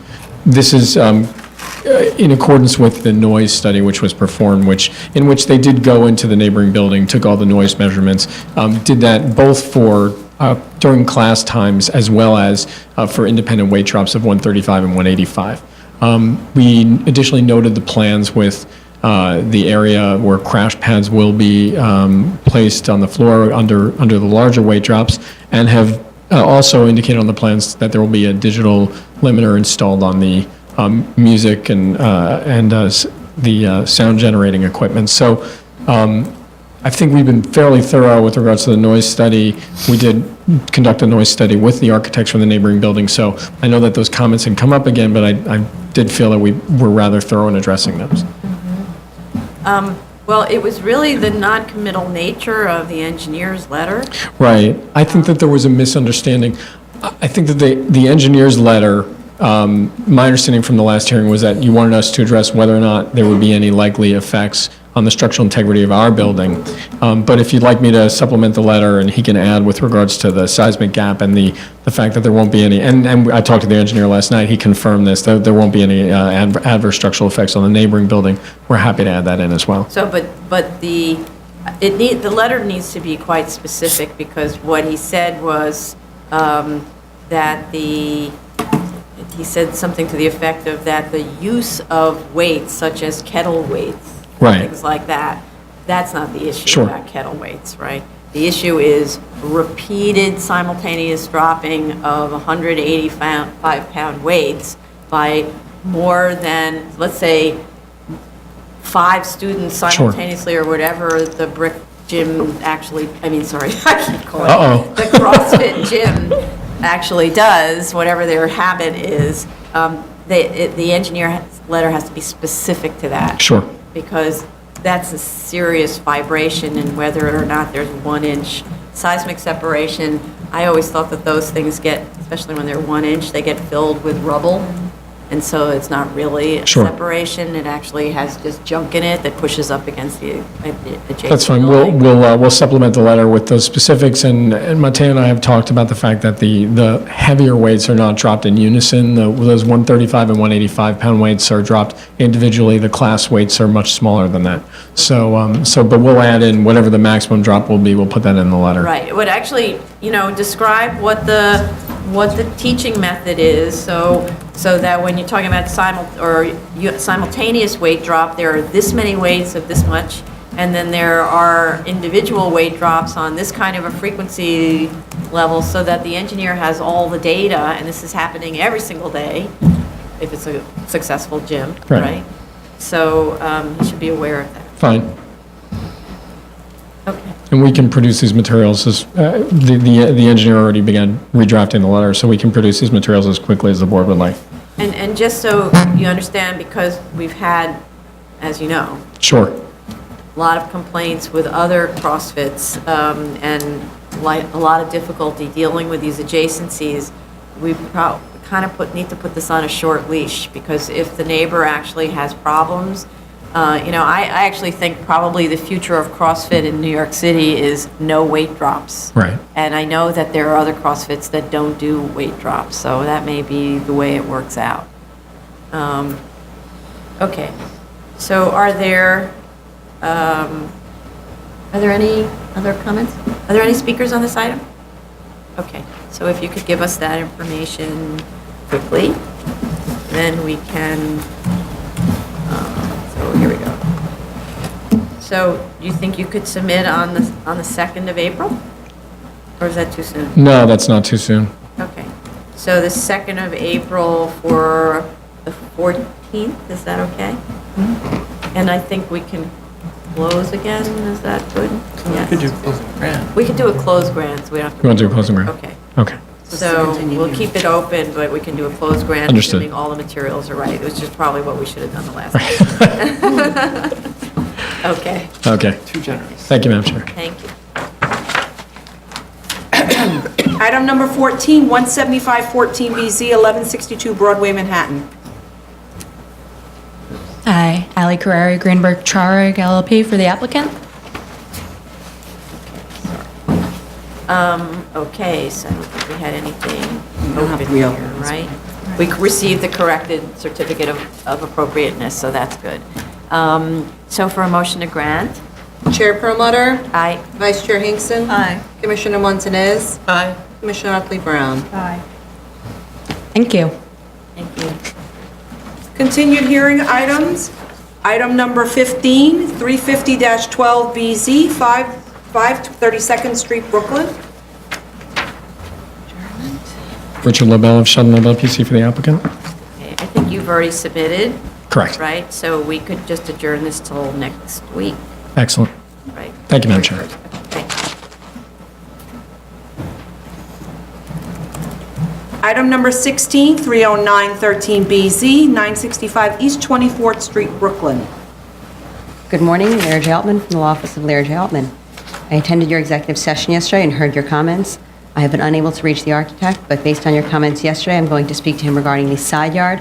I know that there is a bay currently minimizing the side yard from 9 feet to 8 feet. Your board was concerned about that. I'm going to speak with him about potentially changing that to a bay window, which would be a permitted obstruction, or eliminating that bay window. I will also be speaking with him about the heights. I understand there were some concerns about the heights on the photographs versus the heights on his streetscape. We will be comparing them and double-checking those heights as well. 23661, we will review how he interpreted that section, as well as providing your board with an axonometric to help you to see the bulk of this building. And we will also be looking at the attic height in the rear. I know there were some concerns regarding the height of the storage space and the cathedral ceiling. We'll be reviewing that together. Okay. So with respect to how he interpreted 23661, it's not that he interpreted it by saying that the side yards that he's providing are the side yards. And then Understood. he goes up at 30 feet and sets back. But the point that I'm making is by complying with that in the way that he's applying it, he kind of ignores the fact that he doesn't have complying side yards. So that's why the massing seems so large. I understand right? your concern, Okay. and I certainly will be speaking with him about that. Okay. And then the rear yard, Regarding the rear yard, we provided a study to your board, and we also provided some information in the statement. I wanted to point out that on this block, there are 30 homes that have rear yards. Of those 30 homes, only 3 have rear yards that are 30 feet or greater. In addition, out of the 27 that are remaining, 12 of them have rear yards that are actually smaller than what we're currently proposing. So 40% of this block is already smaller than what we're proposing on this home. So although the immediate neighbor to the right and the immediate neighbor to the left, again, are below 30 feet, but are not at 20 feet, this is still a very significant character of this block. It may not be the immediate neighbor, but there are quite a few neighbors, including 2 houses that had BSA grants, a couple of houses to the left of this property. I believe it was 3 or 4 houses to the left.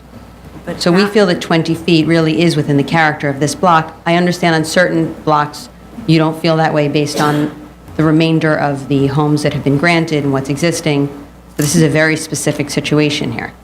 well, actually, so I'm trying to open the drawing right now, but the specifics are how many, she's always so fast with this, okay. good. So the thing is, where's the subject site? Oh, okay. So the issue is always the subject site, right? Correct. So there's a yard to the rear in both cases, actually adjacent on both sides. It's true they have less than 30. Correct. One is Nobody 25 and has- one is 29. Nobody has 20. Not the immediately adjacent, but a number of homes in this block have 20 feet or less. That's 40% of the homes. For the first part of it is, well, there's, the main thing about the impact of a rear yard is on your immediately adjacent neighbors. It's not the guy 10 houses down that you're affecting, it's just the immediate adjacency.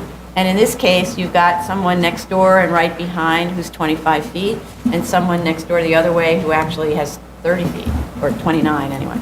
So your immediate impact is significant on those neighbors. And the other part that's not shown in the plan that you've done is the extent of those rear yard incursions. Very often, they're one-story porches. That's not the same as a three-story, effectively three-story extension. So Well, you already... two-story, but based on the angle of the rear. It's really 2 stories because it angles back, of course. It angles, but how much does it angle, right? It doesn't angle like this. No, but that angle is up for discussion. Again, That angle's like this, with that right? cathedral ceiling and with the height in the attic, that angle is clearly up for discussion. Right, it's up for discussion, but what's really more up for discussion for me is really how do you justify the 20-foot rear yard except by relying on neighbors who are not adjacent? And if you look at the planning of the floor plan, now that we have dimensions, you can see that there's room for play. So, and the proposal really is effectively a 3-story because you've got an occupiable space up there. Thank you. What I And will also, do- we never did get photos of the rear yard conditions, which is part of how it helps us understand, like, how tall is that neighbor to the immediate... I'll be glad to and right. provide that. Okay, good. Any other comments? Are there any speakers on this item? Okay, so... If I could submit on April 9th for a hearing on April 28th, I would appreciate that. Okay, so, so the basic thing is, we want to get out of here, right? You want to be done. That is correct. Be responsive to the comments, really responsive, not like little inches at a time, and that's how This is a very large change from what clients are expecting and from what has been granted by this board in the past. Previously, the 20-foot rear yard is something that was always granted, that wasn't really a discussion. And this has been a big change for the neighborhood. I know I've been getting a lot of phone calls from people that are very unhappy about this change. And it's very difficult for the architects. They're redesigning. It's difficult for the homeowners who are now having to reassess homes that they purchased. And I don't think it's as simple of a change as perhaps just taking a few feet out here or there. I know your board looks at it from a new perspective, but that's not how this was looked at when these projects began before this administration. So please understand where the clients are coming from on this. Well, perhaps you gave them unfair expectation. There's still discretion on the part of the board. Of course there is, but we were looking at the past 15 years of history in front of this board. And based on those 15 years of history, there were very specific guidelines. And they had changed after these clients had already begun this process. Well, I'm not going to read the letter from David Karnofsky that started this whole thing, where the guidelines were very similar to what we are doing today. And those were the guidelines that were given by city planning when it enacted this provision. So it's actually not a shift. Would it be possible to obtain a copy of that letter? Absolutely, yes. I would appreciate that. I will contact Mr. Bean. I've read it at other hearings, but I think it's... I would appreciate a copy of that. Okay. Maybe we'll read it before each 73-622. Yes. Like a prayer. We can keep the hearings going as long as you'd like. Okay, so what did you say you want to do? 49428, please. Okay, that's fine. Thank you. Item number 17, 8-14BZ, 1824 East 22nd Street, Brooklyn.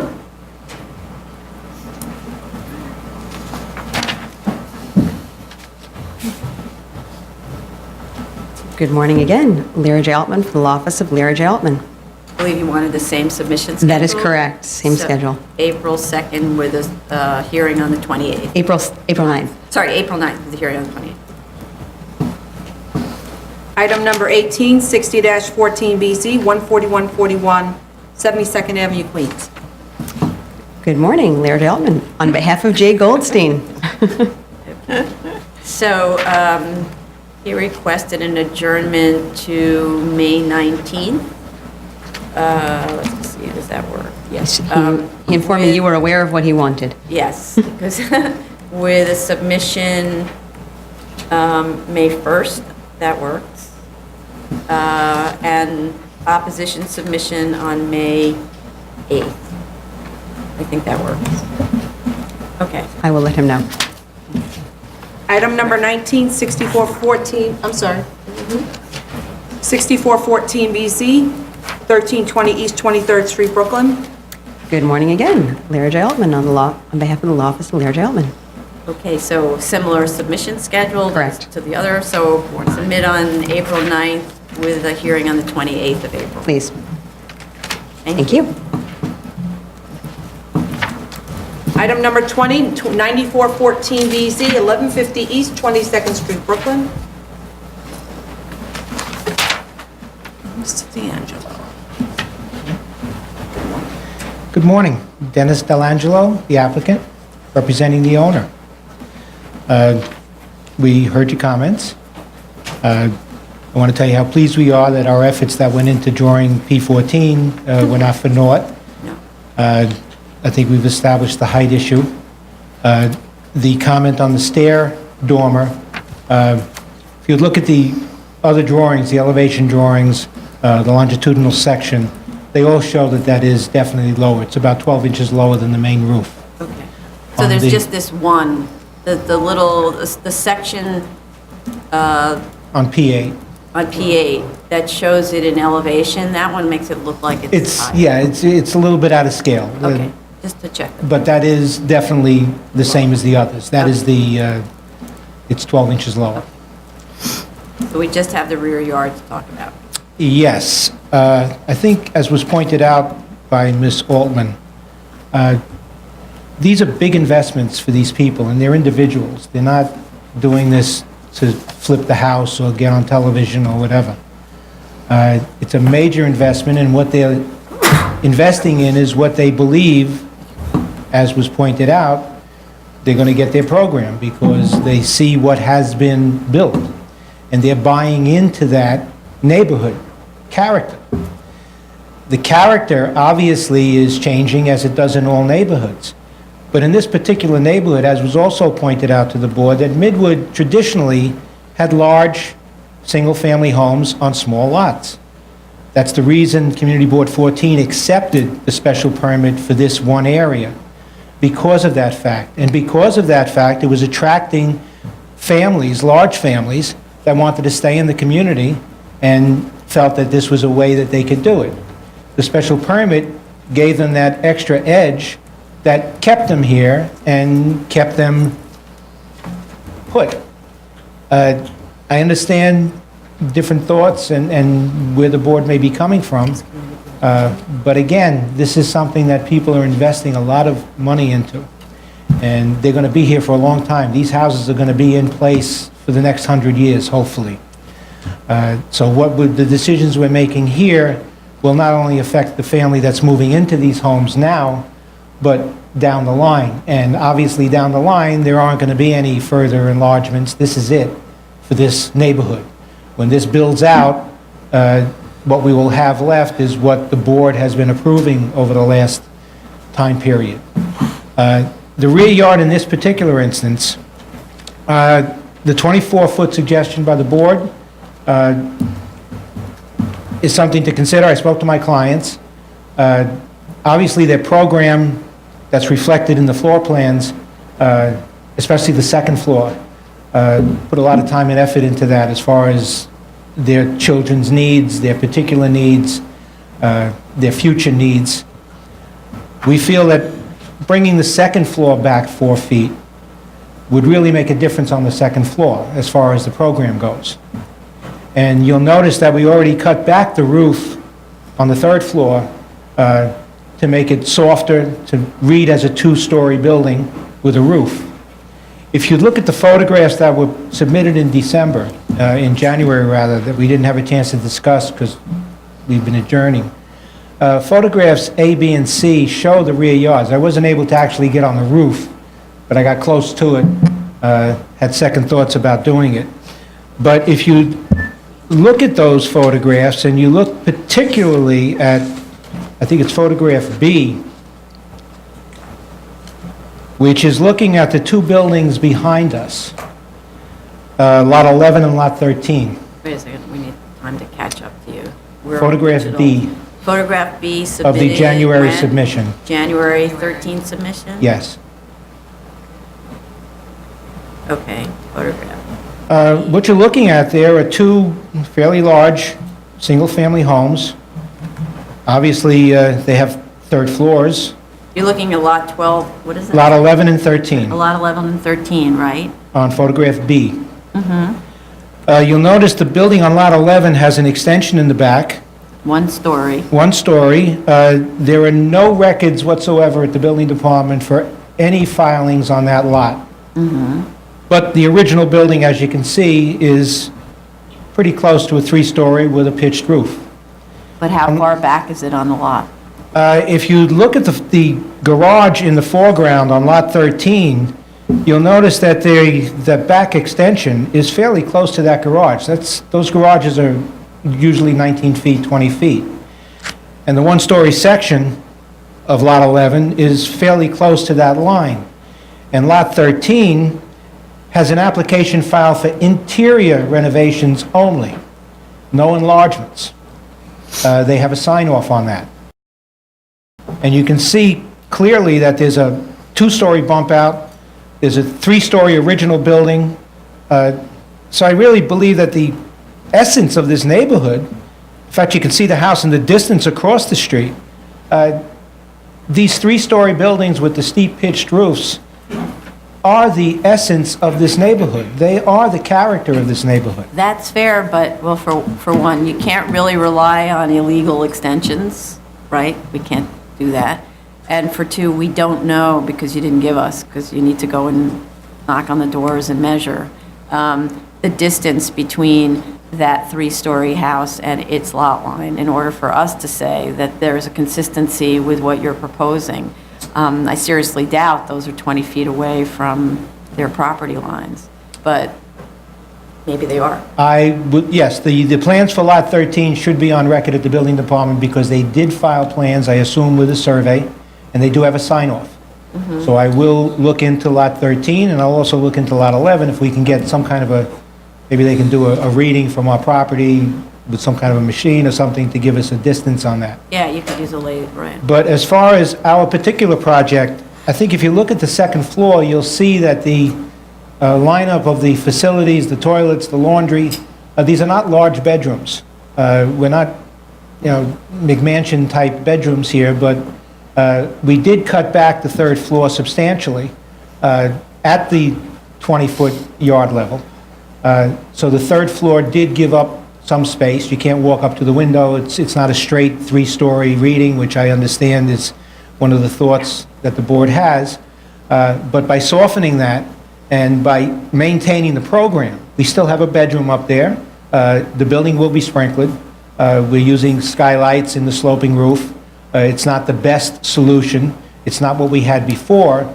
But I believe that the program here, especially at the second floor, taking 4 feet out of that second floor would be a loss, and it would be a real reworking. So with respect to the second floor, what you're saying is each of, for instance, you mentioned the master bedroom only. So Master bedroom is in the front of the building. Right, but that's the only room that's dimensioned, so we don't have dimensions on bedrooms 2, 3, and 4. You're saying you couldn't shave off a foot from each of those bedrooms and then you'd be good? Well, bedroom number 4 is 11 feet. Bedroom number 3 is 12, and 2 is 11 feet. So, I mean, we're not talking about large bedrooms, but we're talking about a program that gives each child a functioning bedroom, not a little cell. They have closets. It's something that this family can live in and grow in and come back to in the future. Cutting it back now, today, is really a loss for them many, many years coming. And as was pointed out, there was never an issue on the 20-foot rear yard. It was in, we just addressed it, 20-foot, it shall maintain a distance, we maintain the distance. But it's not an entitlement, the 20-foot. I You're supposed to be understand that looking at the perfectly. character and its impact on the neighbors, right? Yes. Right? And so to tell your clients that, yeah, 20 feet is yours, that's misleading because it's not theirs, right? So if it means a slight change in the program or slight reconfiguration, I mean, you have these 2 gigantic walk-in closets in the master bedroom, for example. If it meant changing the configuration slightly so that in terms of impact on neighbors, I mean, you do need to look at, is the role of this special permit to completely change the character of the neighborhood? No. Otherwise there wouldn't be a neighborhood character finding. Right? Absolutely. It's not change the character so it all looks like these overgrown houses that are too big for their lots. It's what is the neighborhood character? I'm almost ready to read that letter again because it's sitting there, right there, waiting for me to read it. It's what is the neighborhood character today, not is what can BSA do to change the character of the neighborhood so that everybody gets a 20-foot rear yard and everybody gets 5 bedrooms on their second floor. Or wherever that is, 4 bedrooms on their second floor. Well, I think if you look at the legislation and the politics involved when this was done, that was the purpose. No. To give everybody a bigger house, to let them stay in the neighborhood, give them a 20-foot rear yard. I know with city planning rights. Sorry, no. I understand that. No, the purpose of it was originally little bungalows and small houses where, like those people were doing illegally, your neighbors to the rear, they were illegally adding an extra bedroom. The idea was, we're going to add an extra bedroom. It's cheap if you do it on the first floor, or you add a dining room or something like that. There was no expectation that everybody was going to go up and out. They were going to go back. That's what the whole idea was. And let's see, where's the Great Line?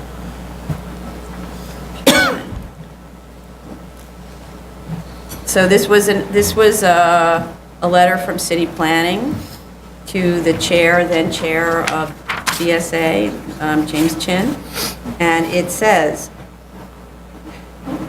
Section 73622 states that the Board of Standards and Appeals shall find that the enlarged building will not alter the essential character of the neighborhood.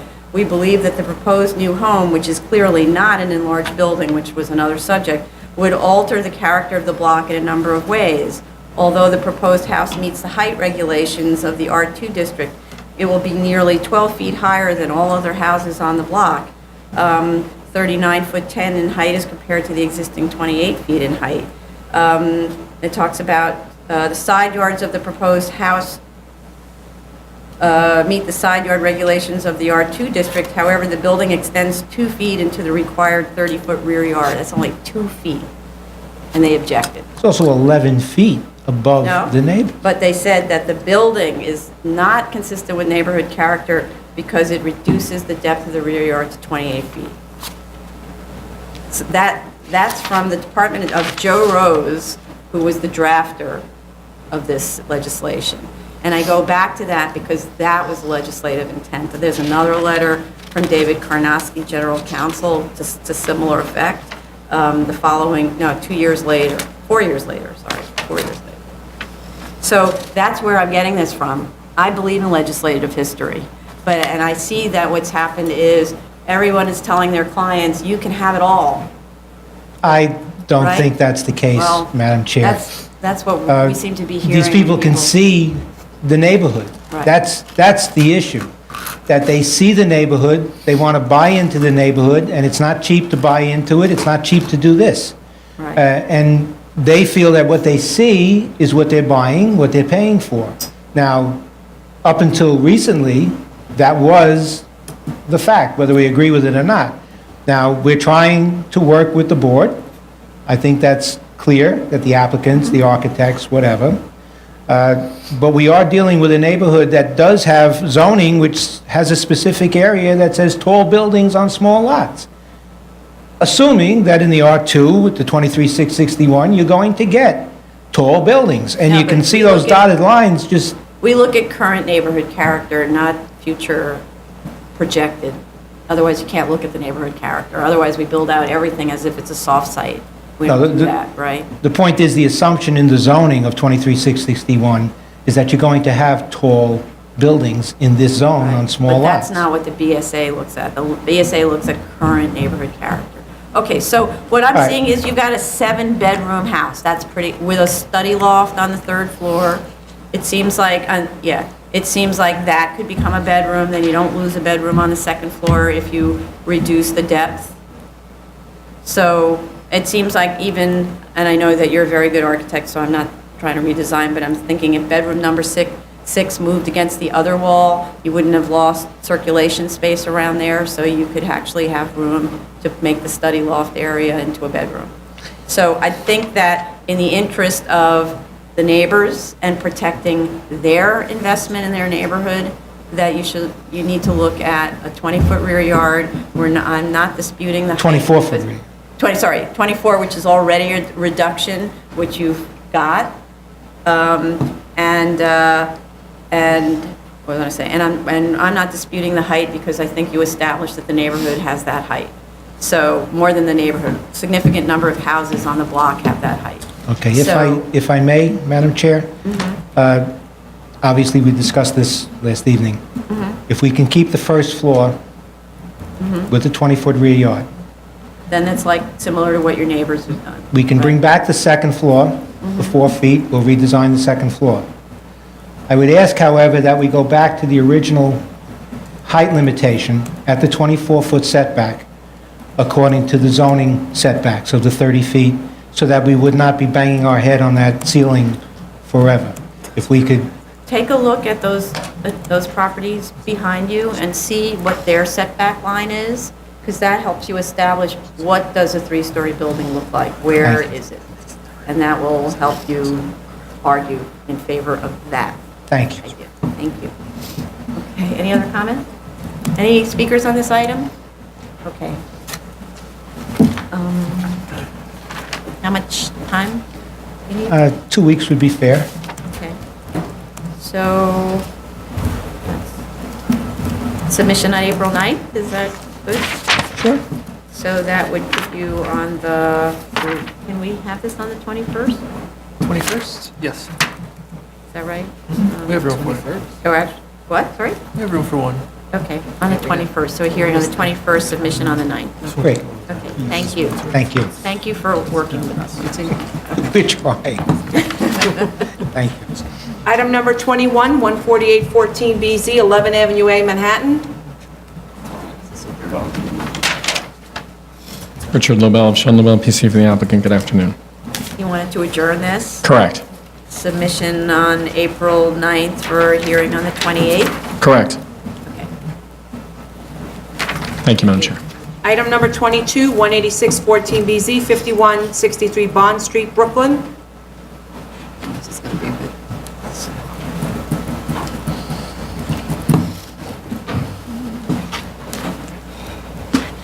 Good afternoon.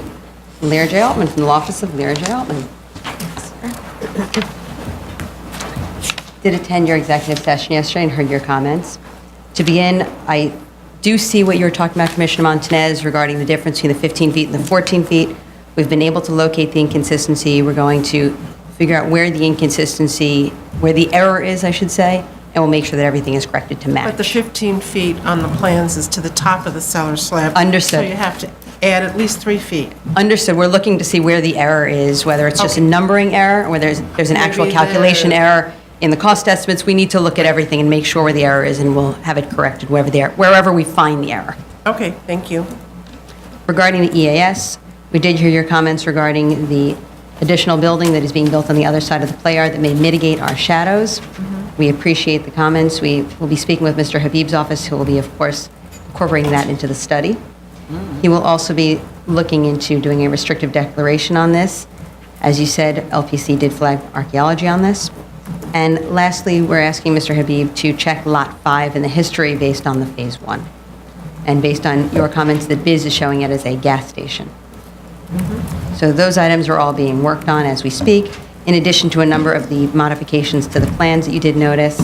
I will just point out before I bring up Mr. Taylor, who is the architect on this, that the missing door to the retail is of course going to be added. There is no door from Bond Street to the lobby bar. That is a wall, to make sure that your board is aware, but we understand that is not what was intended by the neighbors. It's also not what's being proposed. Okay, good. And as far as the zoning compliance information, we are going to add that to the plans. I have spoken with Mr. Saul, and he said he would provide me with a sample of how your board would like that shown on the plans, and we will certainly do that for you. Great. With that, I'll bring up Paul Taylor, who is the architect on this project. Hello, I'm Paul Taylor from Stonehill and Taylor Architects.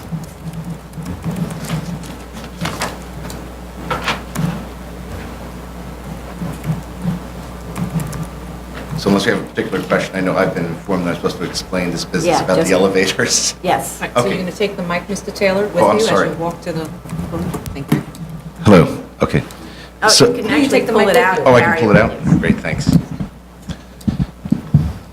So the suggestion was made to, which I can understand, move the ballroom space to the top so you don't have the transfer beams above it. And if, for example, on the top of the building, you were going to put a club, which we've done, or a restaurant, it's a little bit different from putting a ballroom. And the situation with a ballroom is that at the end of the event, there's a cake and everybody leaves at the same time.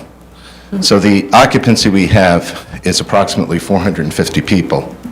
So if you have 450 people getting out at the same time, there becomes a how do you get out of their problem. So basically, you like to put a ballroom, let's say, on the first or the second, or at most on the third floor, so that you can have a grand stair. So if you think of like the Metropolitan Opera, nobody waits to take the elevator, you walk down the stairs. So I'm working on other projects, and calculations have been done with regards to this situation. And so 2 high-capacity elevators would definitely work. And in this particular case, we're limited into the location of those elevators because of the fact that we have the train station underneath of us. So the elevator that we currently have over here is a hydraulic elevator with limited pit depth. We only have 3 feet. So to put in a 12-story elevator, we have a significant electric traction elevator. It would have to be moved over here, which actually doesn't work for us very well either, because if I have normal guests checking in here, and I also have the increased congestion of, people entering and exiting from the ballroom facility, it's not the best solution. The other thing is that on the level of the second floor, Paul, could you move it to the second floor? We actually have 3 stairs to get out. Yeah, one more.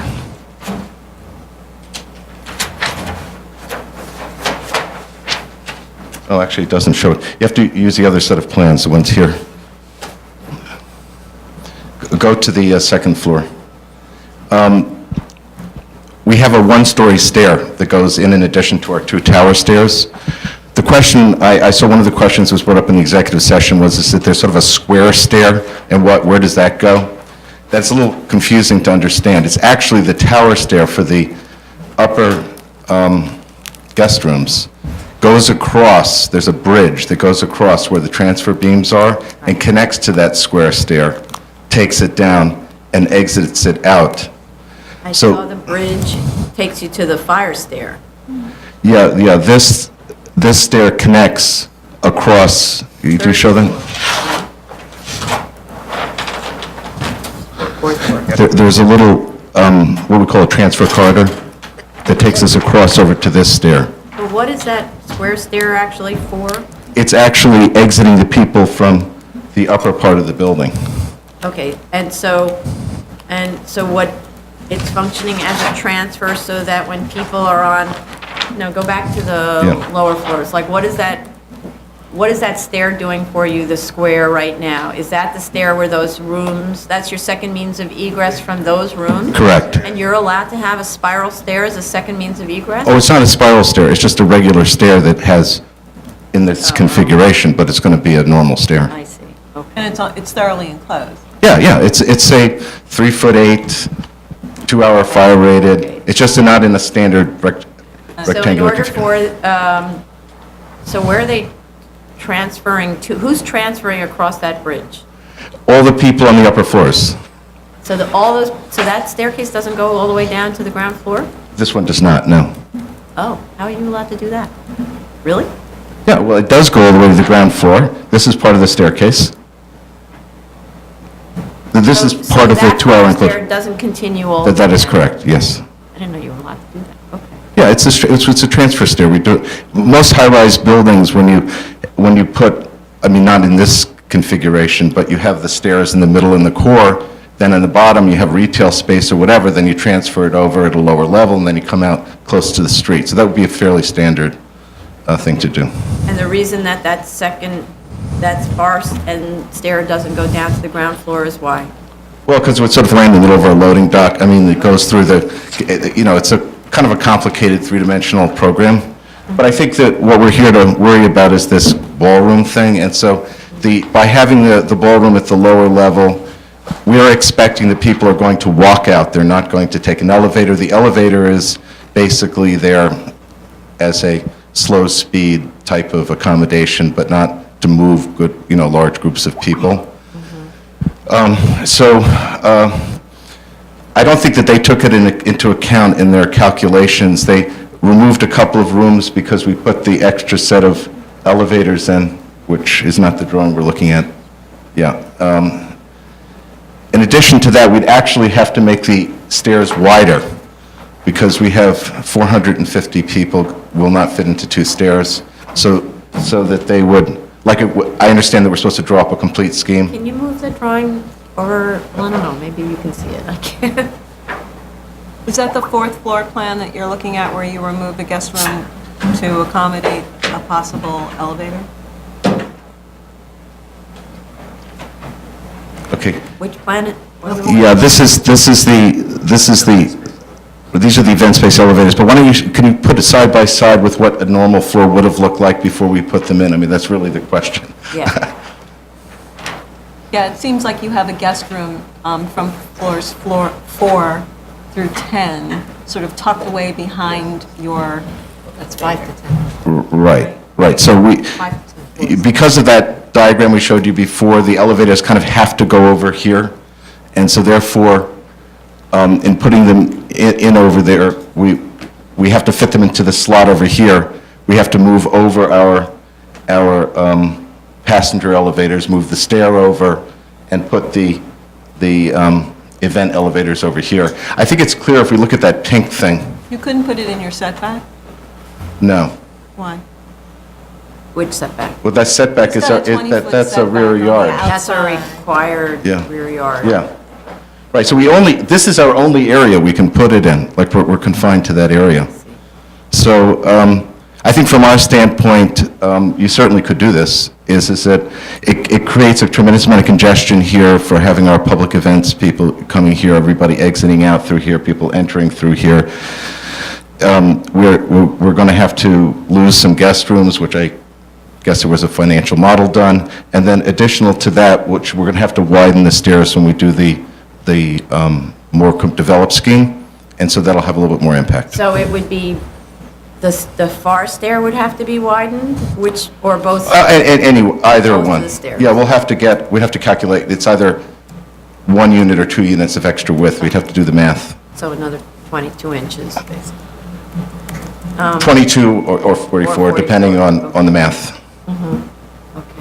So you'd either lose the restroom on the ground floor and space and guest space above, and then you might have the opportunity of moving it around to the winter garden, but then you would lose the winter garden space with elevators. No, the elevators can't move into this area here because of the setbacks. That's a required setback Yeah, unless yeah. that was a waiver. And that's close to the neighbors, so you don't want that, right? Right, it's sort of one of the most challenging sites I've ever worked on. It's like unbelievable. I see what you're seeing. So I guess, now to continue, because what we're trying to do is see how we can sort of you're asking, there's a lot of floor area involved in this ask, right? Yeah. And it's to understand where there might be trim room. So I don't know, do you have the third floor plan on there?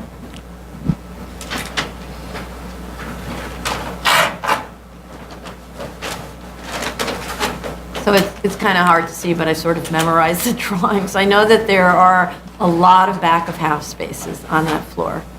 And that's kind of a programmatic analysis. If I think about the hotels that I know in detail, my favorite being the James Hotel, their back-of-house consists of 2 rooms in the cellar in which are cramped the manager and everybody else, and they don't have any other back-of-house space other than their mechanical room. So I'm wondering what's going on in all those spaces? Right, no, that's a very good question. I'm real familiar with, I've been working when it was Manhattan East Suite Hotels, and then it's called Affinia now. I know Patrick, the whole gang, I've worked with them for almost 20 years. They have a lot of hotels in New York that they run. They bought the James Hotel brand, They did. and they run it as part of their Affinia brands, but it's like its own distinct brand. They run it all out of their central operation. So essentially what they have are front office functions there, like the general manager, like you're describing, but all the accounting and all of that is done off-site. So we had to work with a program that was provided to us. We had done the original Ace Hotel on 28th Street in Manhattan. This has a much smaller back-of-house area than that. And they provided a program to us, and then their program didn't fit, you know, so this is where we ended up. I'm not going to run the hotel, but we went through a process. So I think that those programs could be provided to you, and I could assure you that this is less than what they had asked for, and I can also give you a comparison to what they have at their other Ace Hotel. Great. So that's the only way I could respond to that. That would be great. And when you give a program, if it's in writing, and then show on the drawing, you know, how that space is fulfilling this program. You know, absolutely, There's yeah. room for this many people in this Yeah, space. key it in the whole bit. Yeah, exactly. That would Okay. be great. It would be helpful if you could get some industry backup of the ratio of back-of-house space to gross space for full-service hotels. That would also help. Right, I'll turn that over to my client to do that. But I can, since I have the information on both, I can certainly do that. Okay. Great. And so, and the information from the Ace Hotel, by comparison, that would be really helpful. Yeah, exactly. I have to tell you, though, there is a big difference between different operators and brands, because like, you know, like I'm doing like the New York Hilton now, you know, we're doing like phase 3, you know, another 550 rooms over or whatever, and they have a totally different world of back of house and engineering of the thing than you know, Ace is a brand that didn't even exist until, I mean, it was in Portland, then it was the one that we did on 28th Street, and all of a sudden they've got one in London and whatever. You know, it's a growing operation, so they don't really have an infrastructure like if you're Marriott or something. Do you know what I'm saying? So I can only give you the information, and then you can assess it. Right. Okay. No, that's good. Great. Thank you. I really Thank you so much. appreciate you coming. Do we have any other questions for the architect? Okay. Thank you. Thank you. Well, actually, I mean, he made the point that if we were willing to give a setback in the rear yard, like maybe in the corner, that the elevators to the roof could be accommodated there. Okay, so, say it again. So in other words, that setback that's adjacent to the neighbor. So let's say you put the elevators over here. Yeah. No, Oh. notch it right at the... Into the real corner, yeah. Yeah, right, wedge it into exactly the there. corner. Put 2 elevators in there, it's not over the subway. Yeah. And if I'm looking at the first floor, that's only a first floor structure there. I don't even know what that room is. I guess it's behind the restroom. Those are bedrooms, though. Right. We'd be happy to accommodate that in a second scheme, but I just want to say it's still going to be displacing guest rooms, but, I mean, it might be better for us anyway. It sounds very creative. I mean, Well, if it's better for you, the goal is ideally, so this is not something that was your domain, but the structural and the cost analysis on the savings Yeah. for having the elevators there and only a 12-story building seemed kind of out of line with the huge structural needs for having your whole building supported by those 2 concrete beams on your, above the ballroom. So it seemed like that would lessen the construction costs a lot if you put the ballroom on the top, in addition to which, then you'd have, it's better light, it's maybe outdoor space if we could screen it from the neighbors. I mean, there are things like that. It seems like it would open up opportunities and also make the building shorter. That's the real goal, is to have the waiver, the grant be lower. No, I completely got where you were going with it. I think it was only a question of the loss of guest rooms. It was and a little bit, and the inconvenience. So But, maybe yeah. if you could look. Right, because there's no guest rooms above that particular location. It's just a one-story Yeah. structure. I mean, just to be dumb about it, again, because I'm sure we'll be talking about this in a few weeks, if I put the elevators over here, then I'm knocking out the light and air to this guest room. Oh, I see. Do you know what I'm saying? So I actually, instead of knocking out this guest room, I knock out that guest room. I don't. Maybe you knock out fewer guest rooms because you don't have to move that whole core forward like you have to do now. Right? You relocated your whole core in Yeah. order to, Right. right? We haven't analyzed it. It's a whole new idea, so. Okay. Great, thank you. Great, thank you.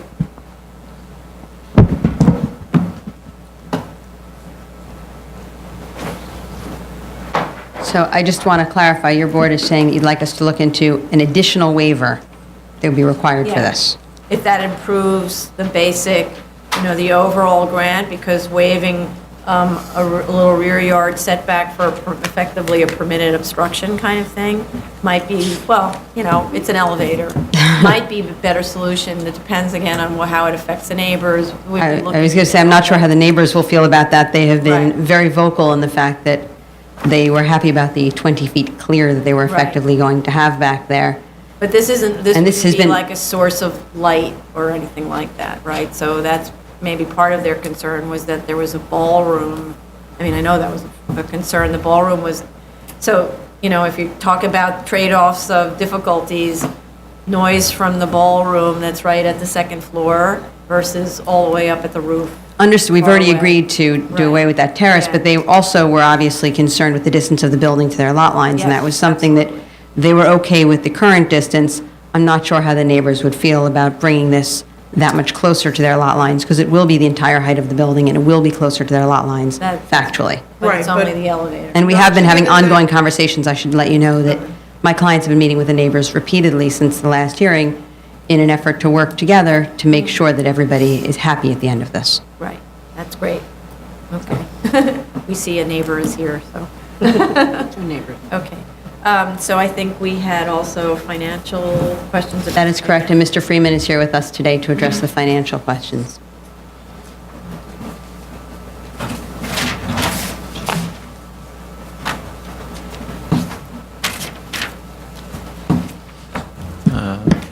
Madam Chair, members of the board, Jack Freeman, I'm here on behalf of the applicant and J.S. Freeman Associates.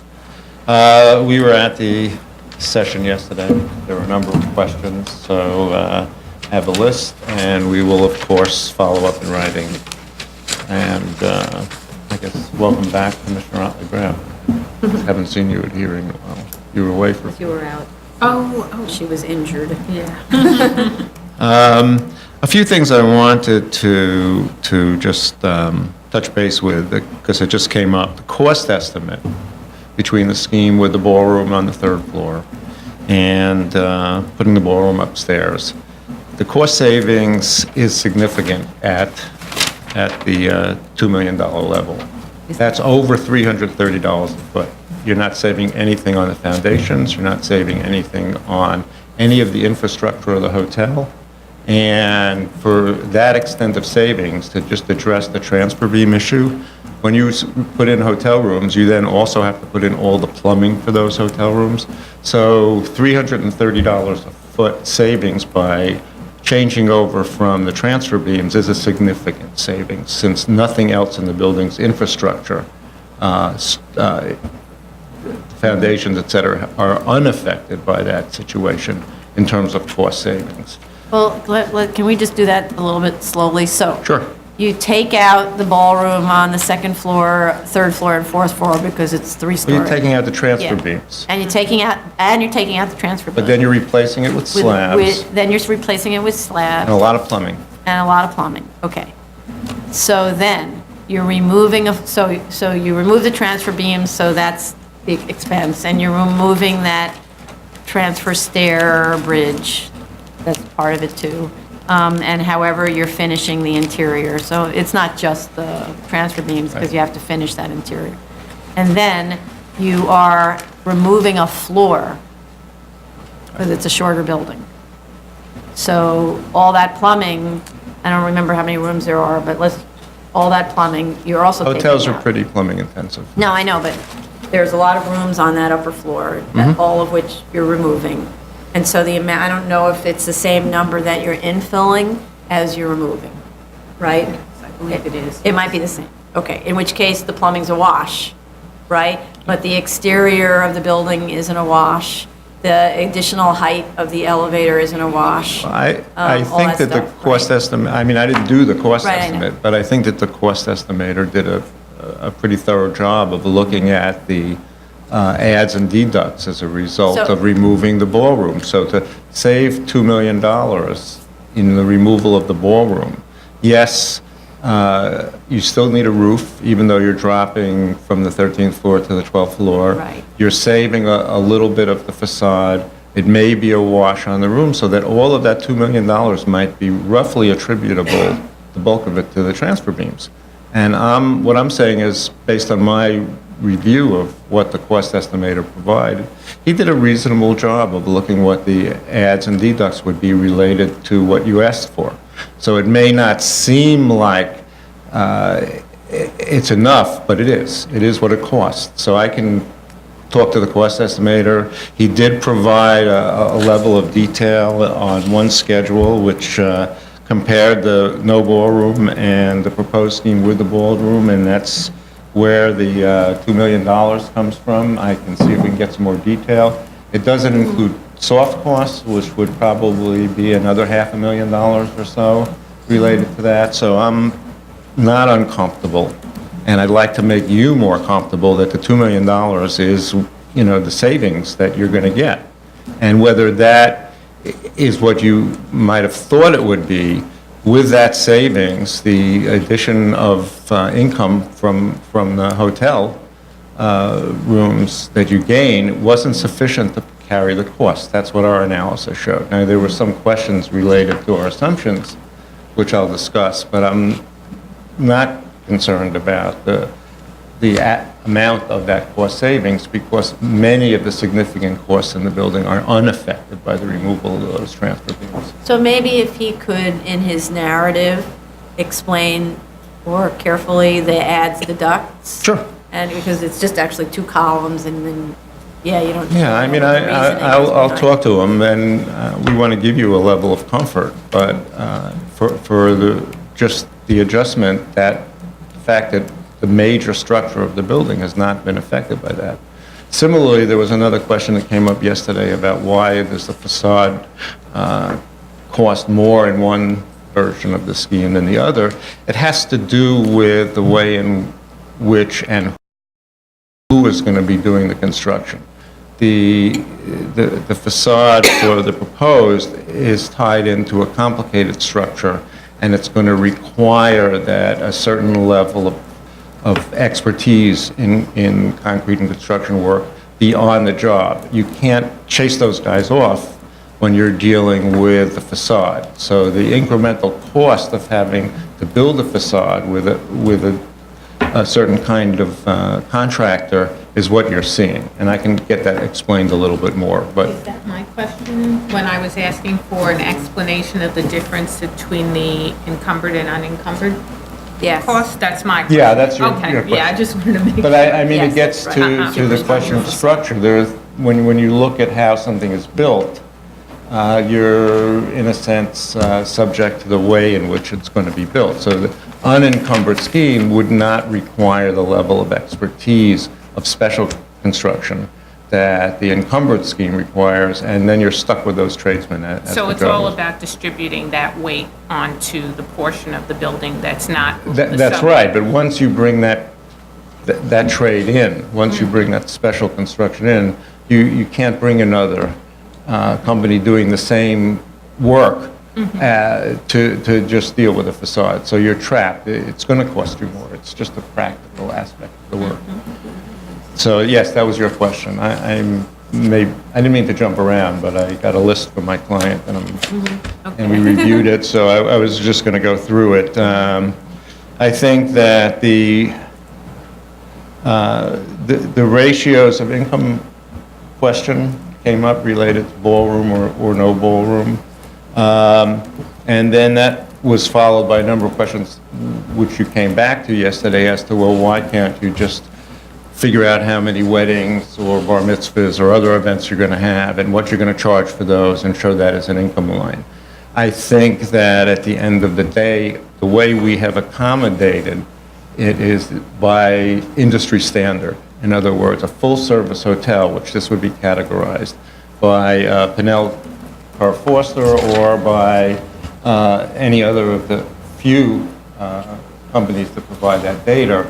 They look at those, the income coming through in a variety of ways. There's an increase in food and beverage income. There's a relationship to that, to the cost of food and beverage income. And then there's a category called other. For example, we try to look at this very carefully to address that. Our other income, for example, is at 3%, Pinnell Carr Foster's at 1%. I think we Sorry, mentioned that. it's 3% what? 3%. Of the general income for the project. And Pinnell Carr Foster ratio is 1%. So I think that we have accommodated the additional income related to this by using industry standard categories. And we can't break it down into, how many of these are going to occur this year or next year in terms of particular events. So the industry and we use the standards that are done on the basis of Pinnell Carr Foster surveys. And that's just the way it's done. So I could create a line and pull out of the multiple lines that we're carrying it in, but it wouldn't affect anything. It would just be moving the income from one to another. Yeah. And it would just be to accommodate you, and I prefer to stick to the industry standard because you've asked for the industry standard. Well, maybe the word other could have a little asterisk and say other includes the following things. But it doesn't. It doesn't. Other Oh, it What doesn't. I'm saying is that I'm carrying more food and beverage income than would be in a lesser service hotel. I'm carrying slightly more even than Pinnell Carr Foster has in their survey because they're not focused on expenses in, let's say, the New York metropolitan area, so I try to accommodate that. So I'd have to pull it out of a variety of places. I couldn't just put an asterisk in other, and I think our explanation in the submitted documents is there for the record. I mean, it explains how we use the industry standards and how we made adjustments relative to those standards, just to answer the question that came up last Right, hearing. you added, I think, 3% to 3% of the overall room income to the amount that is usually taken out for food and beverage or something like that? Well,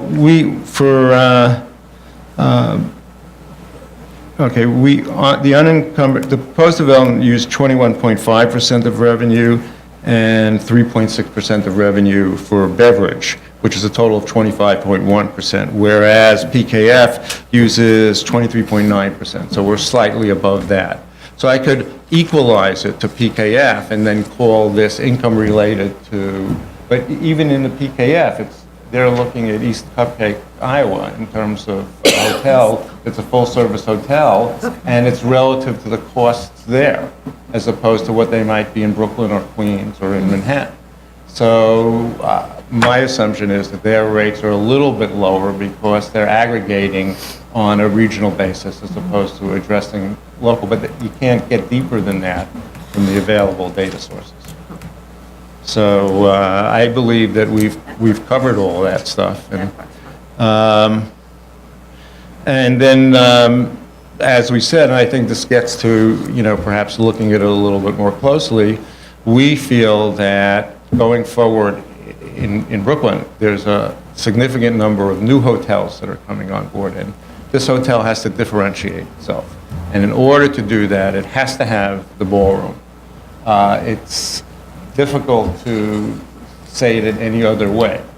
It's a value-adding thing, and it's what will enable this hotel to get the superior average daily rates that we projected, as well as sustain the occupancy rate in the face of growing competition.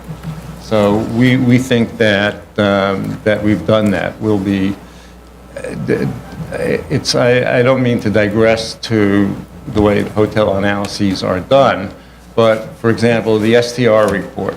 STR report would not let us just look at, say, the Marriott, which is a 600-room hotel, because their rules are that no single hotel in the group that you're getting can have more than 40% of the rooms, because it will skew the ratio of ADRs for the sample. So one has to create a spread of rooms and hotels where something like the Marriott or the Sheraton are not going to dominate the data that you're collecting, so that you're not just looking at Marriott. So I can't pull out of that what is Marriott's room rate, But for can example. you create another subset that includes more than the Marriott and the Sheraton, but another one or two hotels that do have large ballrooms and event space? Because I'm concerned that those other 5 hotels are dragging your room rates down, because they just Well, are not I even could close look at to it being in another this way. class. I mean, one of the other hotels does have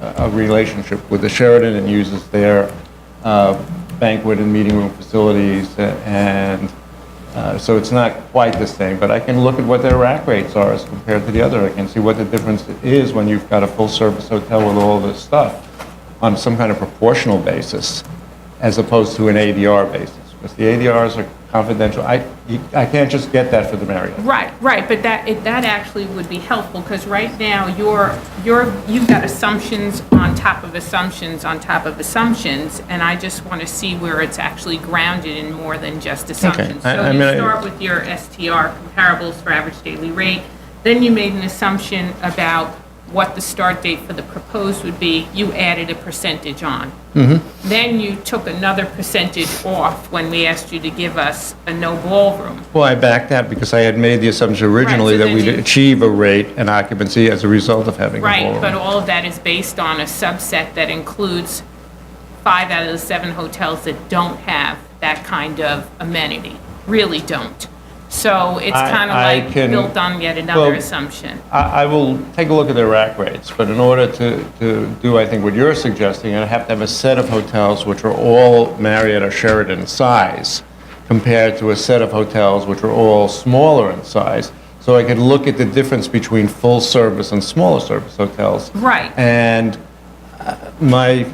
I'll be glad to do it. It just might be better to compare the relationship between rack rates, which are unadjusted rates, not annualized, between a set of hotels and another set of hotels. It's easier to do that than Right, and that'll at least give you the percentage differential Done. that you could then use to support these assumptions. Done. And say the average difference is 10%, whatever. Done. and Okay. That would be helpful. Yeah, the only thing I note is that even with that, we've been pretty aggressive in terms of our projection of what the room rates Well, would be. this would be a good backup. Okay, so I can try to do that. I think there were some questions related to retail rents, and also one question the chair had related to why they are so small is because when we shifted the entrance over to the hotel, it really cut out of the ability to create some larger retail space. I think our comparables did have some smaller retail space. We'll, as you suggested, take a look at other comparables, but the only thing I would respond to what was said yesterday is that, as in other real estate things, it has a lot to do with location. And, looking at a retail space in the Marriott or the Sheraton is not necessarily going to have a relationship location-wise. It might show that if you're next to a hotel, you get a certain rent. I feel comfortable that the rents we projected are good rents, and they reflect both small and large spaces, but we can take another look. Right, it would be helpful if you took another look at new buildings, okay? New buildings that have a different floor-to-ceiling height, because that really gives a different type of retail space. It gives you a more premium retail space when you have the height and the airiness, the light, the displays, the modernity that you don't have on a lot of the Atlantic Avenue spaces and tenements on the first floor. But at some point, you're still close to Atlantic as opposed to the But there are some new downtown buildings that you Brooklyn could- Mall. But we'll look again. We tried to get a good cross-section. Some of these spaces are weird. I mean, a 250-foot space with a 17-foot Right. ceiling is not necessarily Right, however, a great space. that does go towards the chair's comment yesterday about the back-of-house space, so I guess then this kind of conversation has to do with the... With the architect's With the announcement. architect, because you've got spaces that are back-of-house spaces right behind retail spaces, and it's kind of hard to understand why you would do away with potentially valuable retail space with some back-of-house space that you might be able to put somewhere else. So like you've got a 200-square-foot retail space on Skirmerhorn with two back-of-house spaces behind it that are like 450 square feet, and then you have one in the corner that's 263 square feet and oddly shaped like an L with a 160-square-foot back-of-house space that would be a nice 400-square-foot retail. I'll have to... That's an have to architect. have the architect answer that, but I think he was going to also provide you with some programmatic background for the Right. back of the house space. I limit myself Right. as much as no. I can to numbers, and Right, that's why I was saying this question is really a question that's going to cross two different disciplines. okay. Well, Right. Yes, absolutely, yeah, I think that answered the questions that were on my plate, so the I architect think would that like to sounds answer. right. Yes. Okay. Great. Is that correct? I can Yes, I stick think around. that's right. No, you can actually sit down for a while. Okay. Please state your name for the record again. Yes, it's Paul Taylor, Stonehill and Taylor Architects.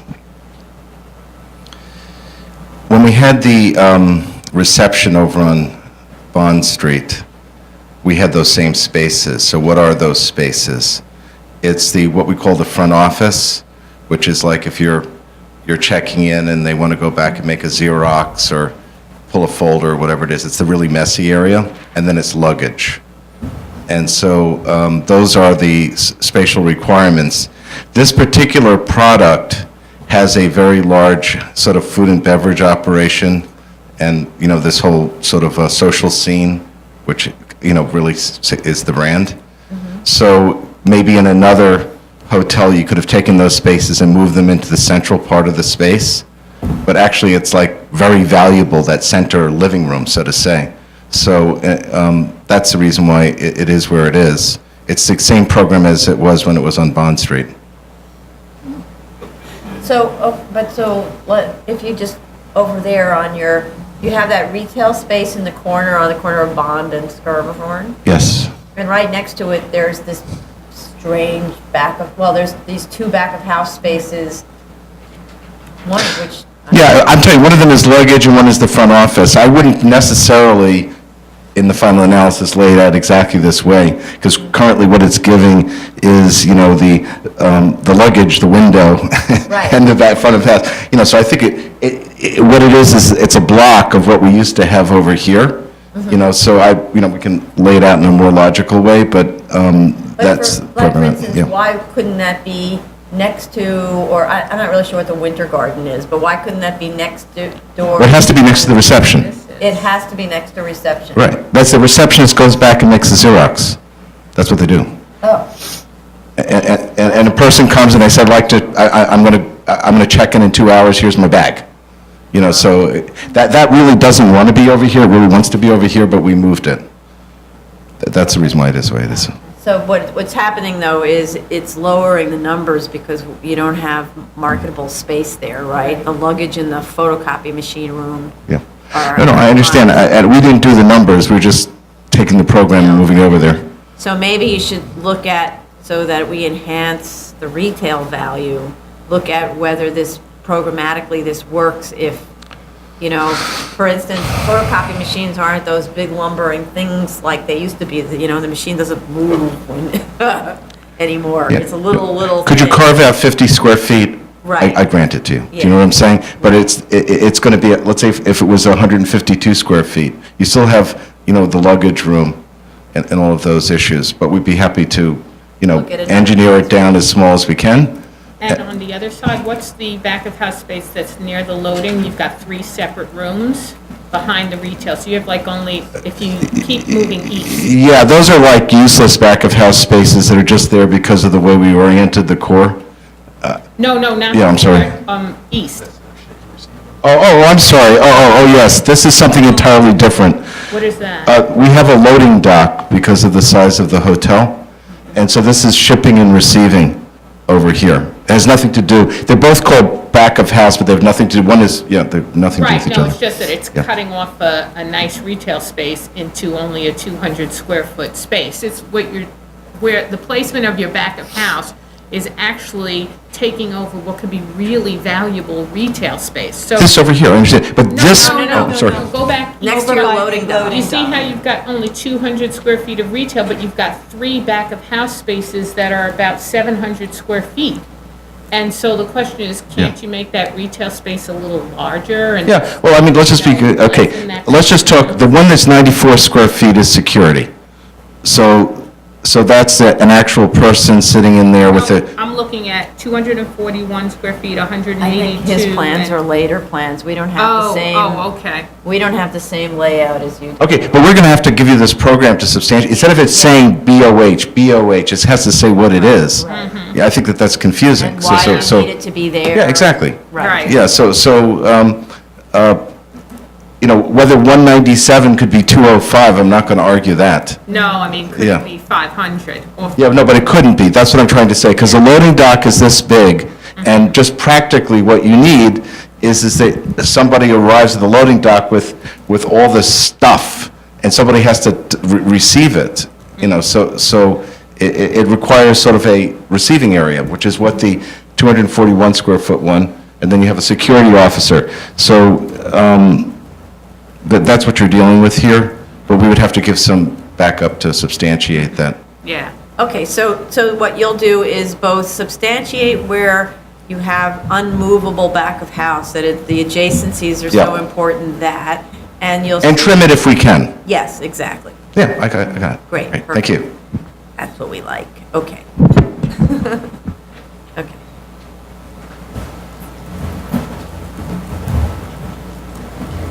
And I believe that the last person that we need to bring up to address some of the comments yesterday is Ian Rasmussen from Urban Cartographics. Good morning, Ian Rasmussen, Urban Cartographics. On behalf of the applicant, I would be pleased to answer any questions you have in regards to either of the 2 submissions we recently made for this case.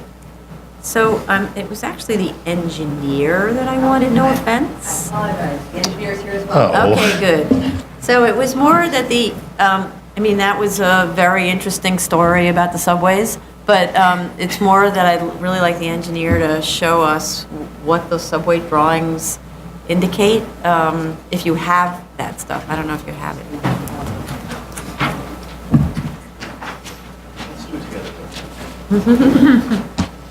And state your name for the record, please. I'm John Holliday with WSP Building Structures, structural engineers for the project.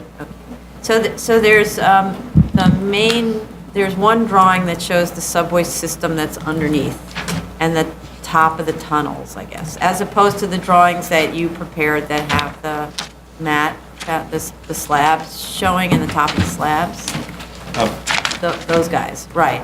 Here, So- this is a map of roughly the area from Flatbush Avenue to the site. So you might say the east half of Schermerhorn Street in downtown Brooklyn, illustrating both the layout of the tracks vis-à-vis the street system, and then on the top of the drawing is the corresponding track elevation.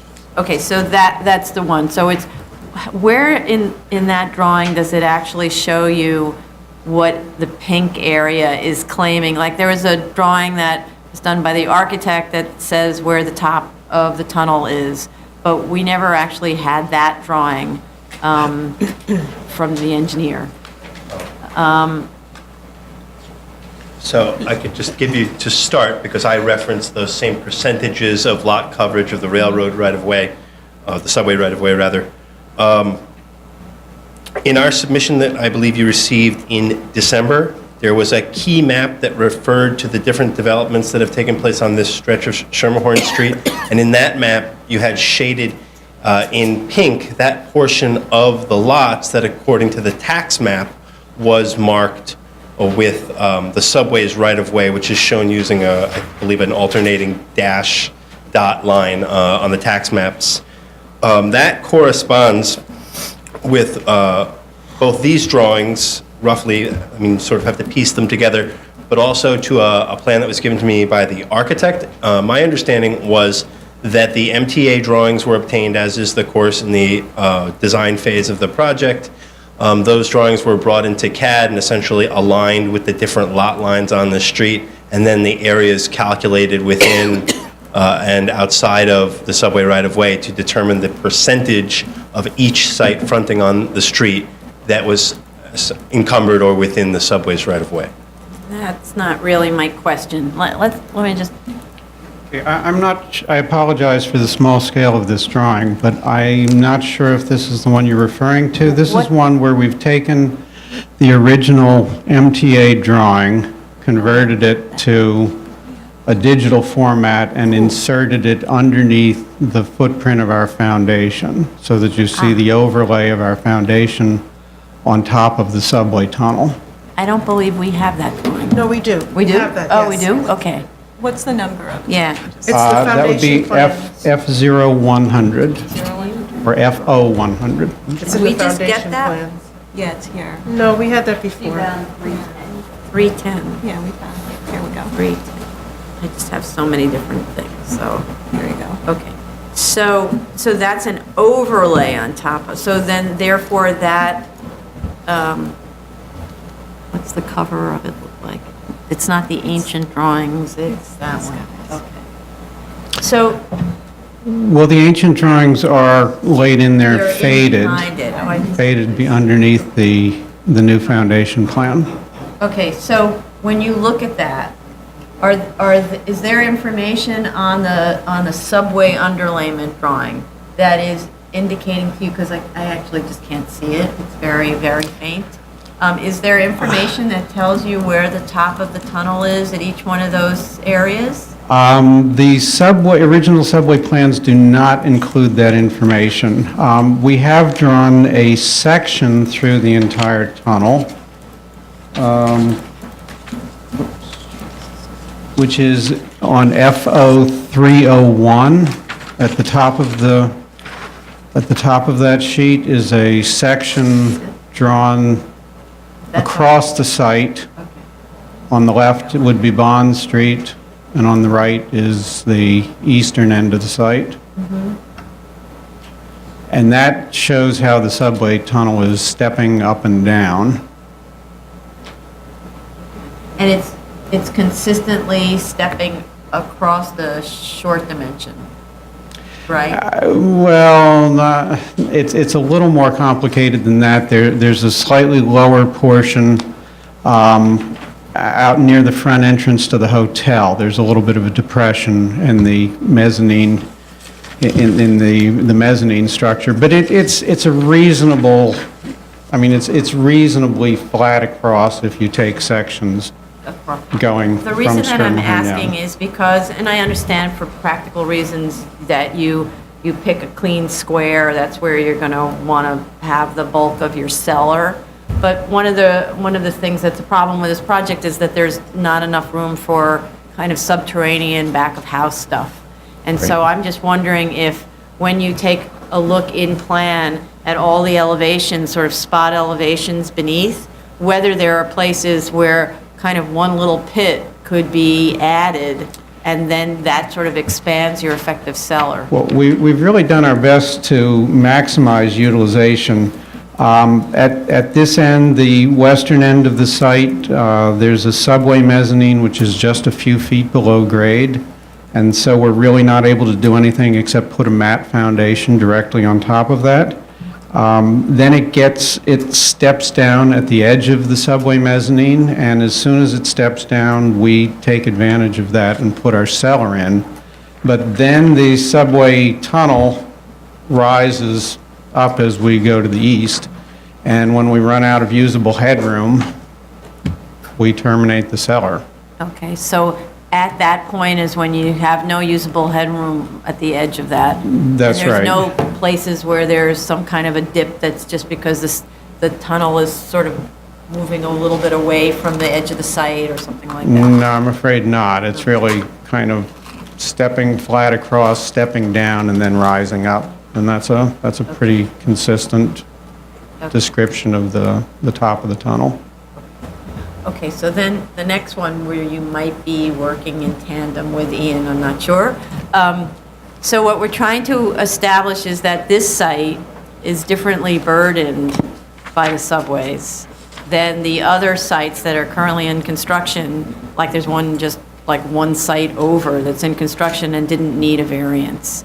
And so based on the subway information that you have, like what is going on with that site that's just one over after the schoolyard or the playground? I think the short answer is that it's just a much smaller percentage of that lot's area viewed in 2 dimensions that is within the two-dimensional bounds of the right-of-way. Where, and in terms of the percentages, where does those percentages come from? Who calculated the percentages? Those were from our architect. Okay, so normally the Sure. drawing should be submitted so we see how those are Sure. calculated. So, all right, so one is a simple percentage, but otherwise, what about those are also being really shallow, for Right, so there's example? there's a few ways in which the subway tunnel can present an acute impact to the site. One is by its physical location seen in 2 dimensions, and another way is by its proximity to the ground, Right. for reasons related both to not being able to utilize cellar space and then generally for foundation systems and whatnot. I can tell you that, and I think we mentioned in our letter, that the tracks descend as they approach Flatbush Avenue because the IND subway tunnels go beneath the IRT and BMT subway tunnels, which is essentially the Atlantic Terminal subway station. So those tracks are occupying a lesser percentage of the site you're referring to, which I believe is the forthcoming Holiday Inn site. They occupy a smaller percentage of the site seen in 2 dimensions, and the tracks, or the tunnel, I should say, is further below grade at that location as well. Okay, so that wasn't clear on the materials that you submitted. It was just like this great history of the invention of the subway. Instead, you need to make clear where those other sites are that are the comparable sites, and say what elevation the subway tunnels are at those sites, and then show very clearly by calculation that you actually show on the drawings what the percentage of coverage is. Because, I mean, you know, in simple percentages, you could say that that's not so bad, for example. Right. Right? But look at the effect of it, because it's also got side yard, rear yard requirements and all that. So in terms of where you can build, it's much more limited, right? So, and that's something that you should bring up too, because they also have rear yard requirements along Skirmahorn, right? So, okay, so if you could Sure, no revise problem. that submission. Okay, thank you.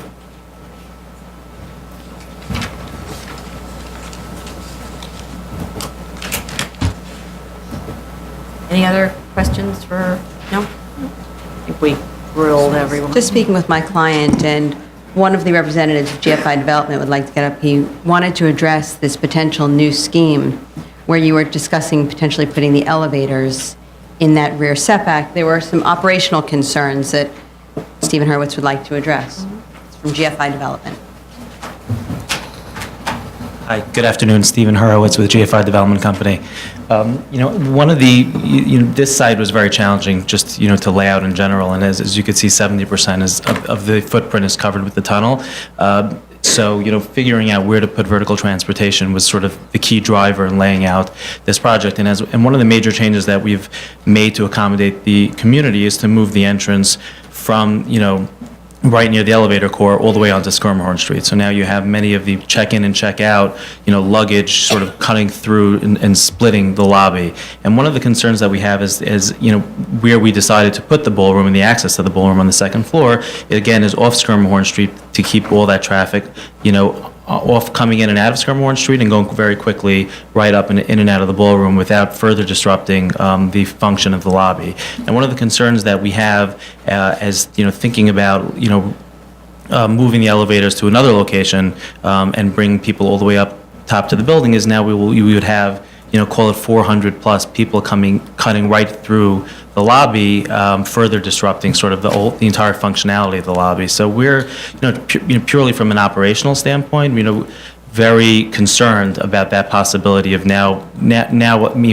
What's a main driver of our hotels is sort of having a very value add sort of exciting ground floor, which would sort of drive the whole value of the hotel. So to really disrupt that by having 400 plus people going in and out, up and down, we're very concerned about it. So we think where we have it, where the access is right now, and having many people going up and down steps that are outside of the building, and really none of those 400 people will be coming into the lobby. We feel strongly that is really the best execution, and it took us many, many months to sort of figure that out, and we're just concerned of spending more time trying to figure out how to take them through the lobby will sort of, hurt value in the bigger picture. That's fair. I think one of the issues, though, is what we're trying to do is see whether looking at the ballroom at the top will potentially reduce the height of the building to 12 stories so that it's not as big of a grant of floor area, which is your ask, right? Because our goal is the minimum variance necessary, right? Sure. So because really this is about architecture and the investigation by the architect about whether this can work, it's not clear, unless the exercise is pursued, how many rooms you get when you do that, what the losses in operation are, unless we look at that. And I understand. How do we evaluate the I guess, decrease in value of the operation of the ground floor of the whole food and beverage, the lobby, the lounge, the bar, that now it's a thoroughfare, it's no longer a lounge? We can come up with a creative way to do that. We'll present it to you, but I'm just, I think that is, hard to put your arms around and to put numbers to it, but it'll destroy a lot of value on the entire ground floor. Moving, as you can see, moving the entrance from Bond to Skirmhorn, we already lost quite a bit of retail. Having the back, you're absolutely right. The Skirmhorn frontage is valuable retail, but because we moved our entrance there, it's absolutely necessary to have the front office is always, in all of our hotels, the front office is right off the reception, because the managers are going, it's not only for Xeroxes, but it's for everything. It's to check things. Managers are going in and out, and having the luggage, again, when somebody wants to check in and they drop off their luggage and check in 2 hours, it also has to be off the front desk. It can't be tucked away, or else you need another body to sort of, be there all day. So, moving it was a real accommodation that had a cost to us. It really wanted to be on Bond Street from a layout standpoint, but we do understand and we agree with the community that Bond Street is narrow and there's a potential problem there. So we've made that change. But we're just very concerned that, further disrupting the ground floor, you're absolutely correct. There could be a savings from a construction standpoint, but there's a huge disruption and decrease in value of the operation of the ground floor that we can put our heads together and put numbers around it. But I think between losing keys up the building for the elevators, the cost of 2 elevators running up and down the building, wider staircases that'll also reduce FAR or usable FAR. We think that it'll show that it doesn't work as well. Well, so if it shows it, then it shows it. That's the point, right? Okay. So if you lose too many rooms and the elevators have to be bigger than, all that stuff, then that all goes to why the proposal is the minimum variance, but at the moment, we don't. Of course, we'll present it, but I just wanted to point out that the value disruption is hard to put numbers to, but it would be there if if it's now a lobby for a ballroom. I think Mr. Freeman can come up with some kind of method of evaluating that kind of space. He always comes up with a method. Fair enough. Fair enough. Okay, thank you. Okay, are there any speakers on this item? Other speakers?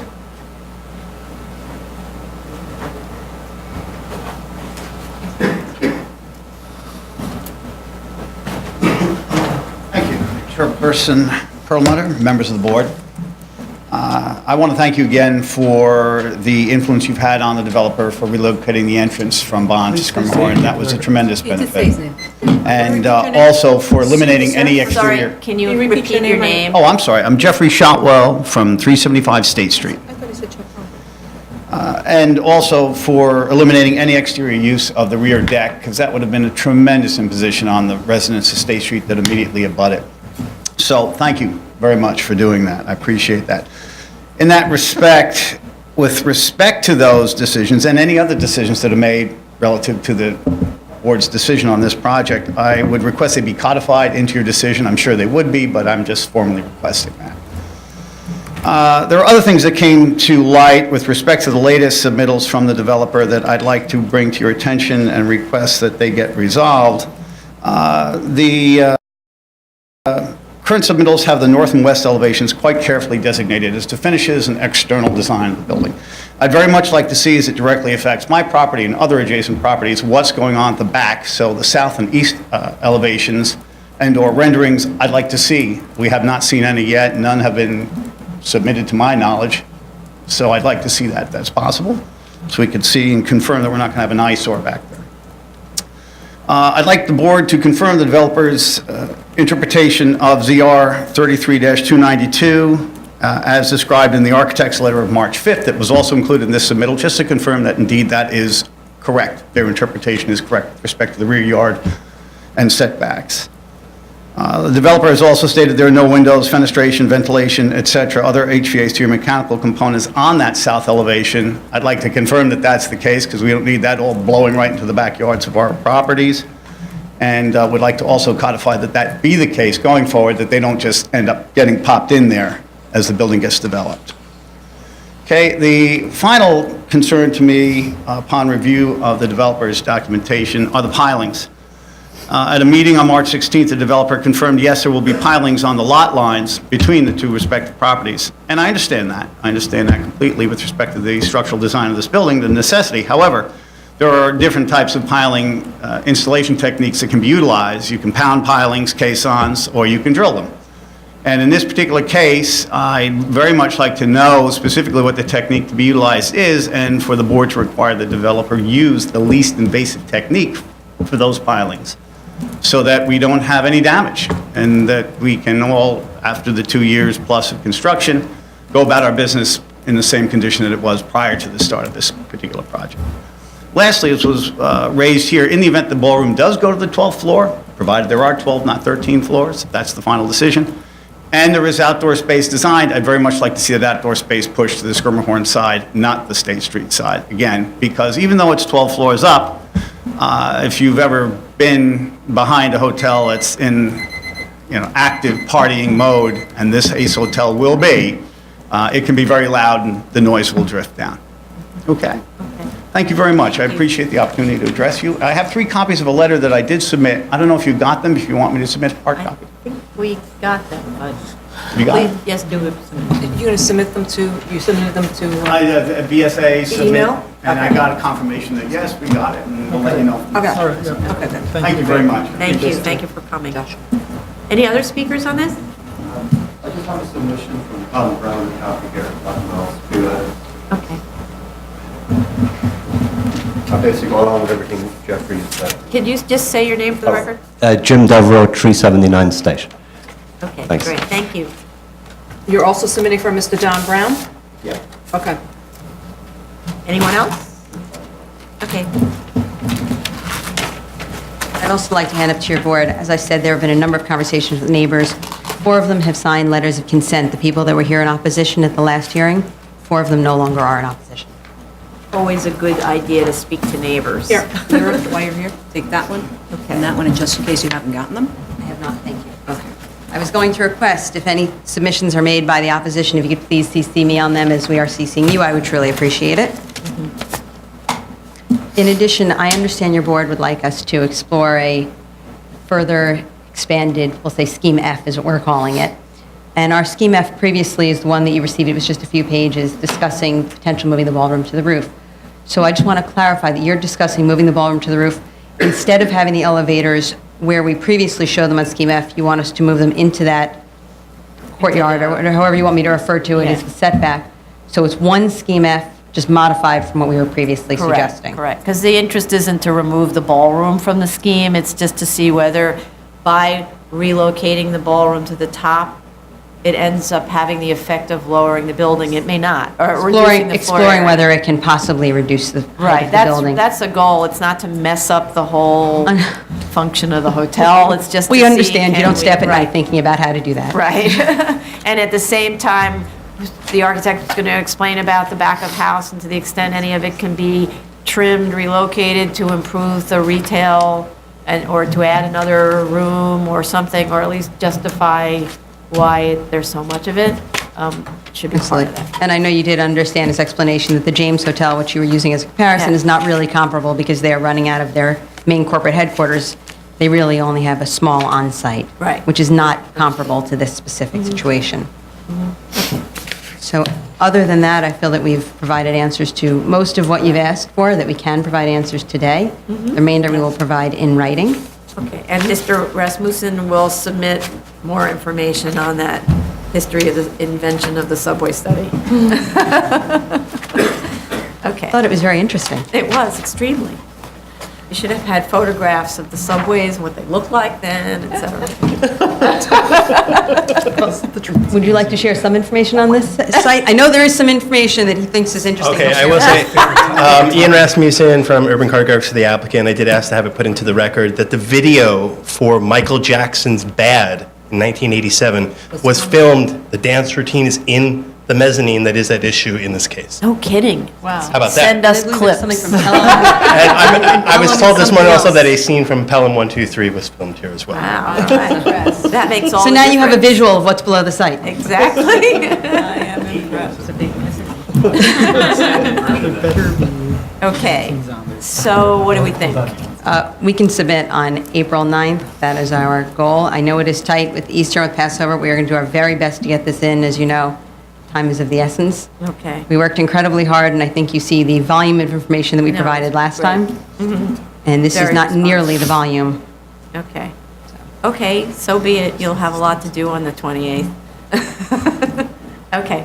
That's Well, submission on the 28th, submission, I'm sorry, on the 9th, hearing on the 28th. Hearing on the 28th. Perfect. Yeah, okay. Lyra, Thank that's you. the last part of that piece that came up, I'm sorry. The one that had the pictures? The one that had the pictures? State Got Street, it. that's the Got last it. piece, sorry. You know, break. Perfect. Okay. Item number 23. Thank you. I think, let's see, what is that? Is that a decision or? No, the continued hearing, Jamaica Avenue? Just one more and then, we're not going to die or fade or melt? Okay, good. We'll do the next one. Item number 23, 324-14BZ, 19830 Jamaica Avenue, Queens. Sandy Agnostu. Good afternoon, Sandy Anagnostou, representing the owner and applicant. Hi. I attended the executive review session yesterday and made note of the comments. Madam Chair pointed out that there are some discrepancies between the statement of facts and the plans. We're revising those to clarify, but I'd like to go over some of the items today. I'll try to go over each one. The number of spaces, actually, as noted in the resolution, is 5 or more spaces, but on the actual approved plan, which is dated October 29th, 1991, it indicates 7 parking spaces, and it actually shows the layout for 7 spaces, which leads me to believe the board at the time did not intend for there to be more than 7 spaces on on site at any time. Also, the certificate of occupancy uses the language parking of more than 5 motor vehicles. But we'll clarify that in the statement of facts. And also, there's no basement in this building. It's slab on grade. It's an existing one-story building. The floor area is 1,716.71 square feet. The days and hours of operation are 8 a.m. to 5 p.m., Monday through Saturday.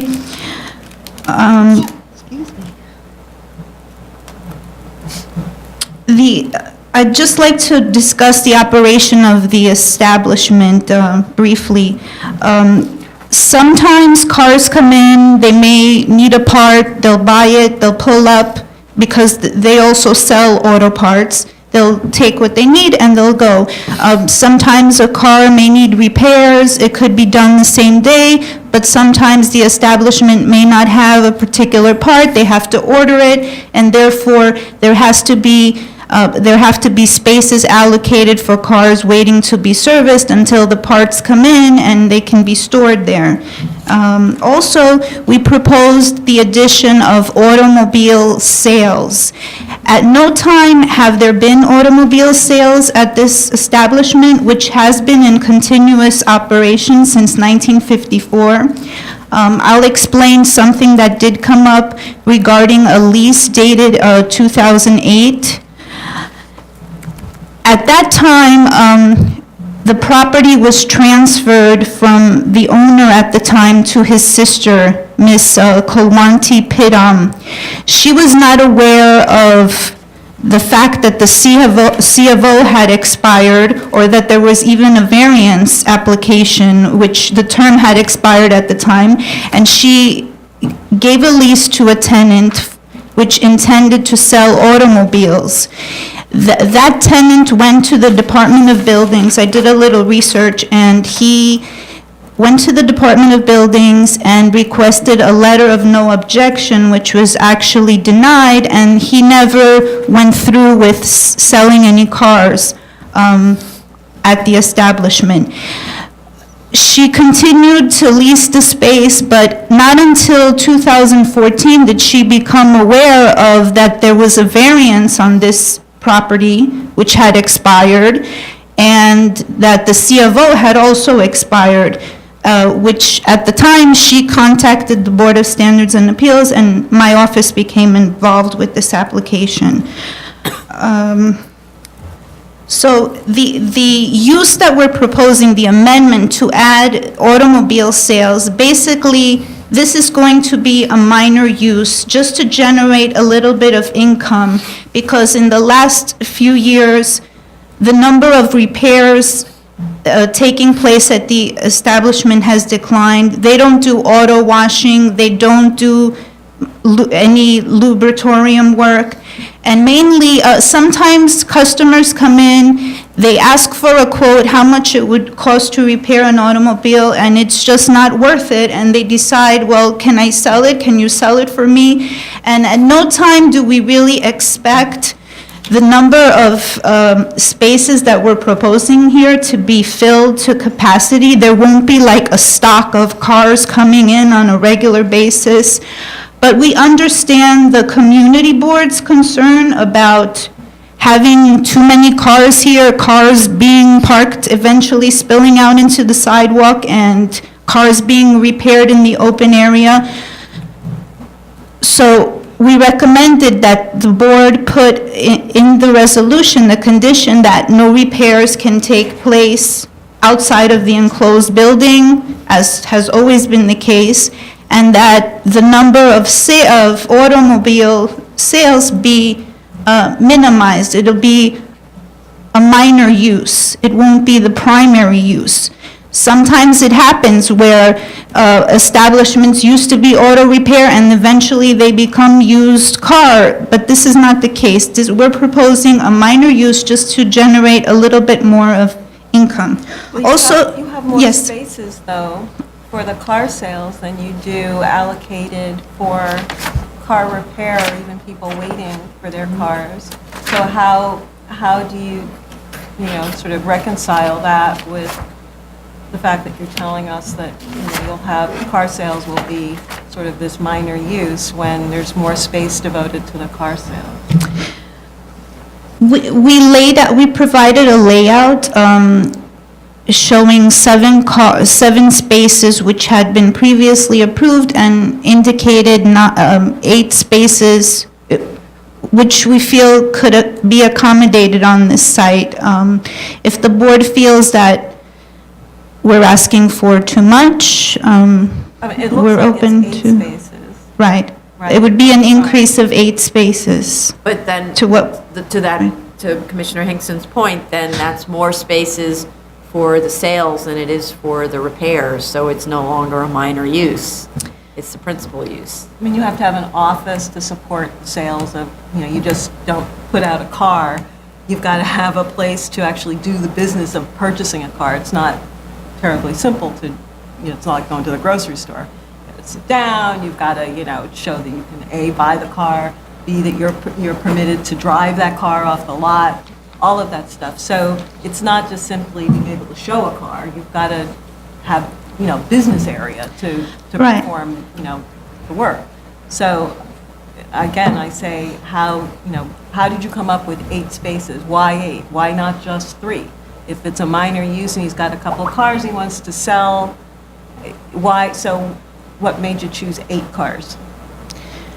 Mainly because this is what could be accommodated on the site, but at no time did the tenant feel that he would ever have that amount of cars. And there is also an existing office, so there does not have to be a separate office dedicated to the sale of cars because, again, it's expected to be a minor use. It doesn't require a separate office. So you don't necessarily need 8 spaces. He doesn't expect to have 8 cars at one time, right? So it doesn't- 5 could be. So it could be 5 spaces. It could be. So you could get rid of those 2 over there. In addition to that, we met with Community Board 12. I'm sorry, and they recommended that we also provide landscaping along 199th Street, which the board also recommended, and the property owner is willing to do that. We're revising the plan to indicate that. She's also willing to clean up the site and, in fact, can start doing some of that work this weekend, taking down the banner signs, cleaning up the overgrowth. We understand the concerns of the board, and she does not want this to be an eyesore, a blight to the community. She's willing and committed to cleaning it up, painting the fence, as Commissioner Montanez recommended, black. Yellow is just... The tenant felt the need to use that color, but it was black, and so she'll paint it and repair the areas that are in disrepair. Also, we did submit some documents to show the continuous use from 2000 to the present day. And in fact, yesterday, I received some more invoices from automobile parts suppliers, from carting companies, utility bills, other than tax returns. But mainly, when she did, the current owner, Ms. Pittman, when she did take over this property from her brother, she really threw out a lot of papers, not knowing that she would ever need this. So she is going through all her papers and hopefully will provide a lot more than what was previously provided to the board, and will organize it in a chronological and easy to understand and it's not explained, just- right? Yeah, you'll explain it. There'll be a Yes. cover sheet that says, this is provided, this thing means this. Yes. right? So there'll be a timeline, and then we don't need to figure out what you mean by this. Like, why are those returns provided? Exactly. I'm embarrassed to know too much about our applicants' life. Mainly, she wanted to show that she was leasing the property and obtaining rent for it. She really didn't have anything else other than that. I think I mentioned the banner signs will be removed, the site will be cleaned up, and one question I did have is, would the board like to actually see the landscaping prior to approval, or? So what we have been doing with respect to these kind of old or let's say old non-renewed variances where the sites are in really bad shape, this is the only opportunity that we really have to bring the site up to a reasonable standard. So it's a sign of intention and good faith on the part of the property owner that all of that kind of work be done before we can grant. And I understand. Okay, so that'd be great. And then to Commissioner Hinkson's point, maybe we reduce the number of cars to 5 for the sales. That would actually improve the parking, sort of the maneuverability issue that was also raised because the site is very clogged with cars at the moment. And then provide a planting plan and then install the planting according to that plan. And the planting plan would show how many plants and what type, so that in future, we can see that there were supposed to be, 14 rhododendrons here, and there are none. And you're going to put them in the ground or in a very large planter, right? Yes. Yes. Okay, not, because, And you can't just put pots there. I understand. Any particular planting that the board feels is Well, on they're 199th, it comfortable seems with? it should be something dense, because you're trying to conceal this from real evergreens residences. also. Evergreens are the best, yeah. So that's year-round. Yeah, like, I don't know. That's what I was thinking. Or there's something that starts low and doesn't have a high trunk height, right? those arbor vitae Arborvitae things. things, Arbor right? vitae, whatever, there's this one. Arbor vitae? Arbor Arbor vitae. vitae. And a long, Vitae. AE. At the end. I don't know what that is. Who your Latin professor was. A. Okay. and along Jamaica would be the I mean, they could be same, the same. year-round really. It's just- evergreen? Yeah. Yeah, they could be the same. It's just that obviously 199th, it's right up facing residents. So to the extent you can really screen that, that would be the best. Okay. Okay, great. Any other comments on this? Are there any speakers on this item? I don't think so.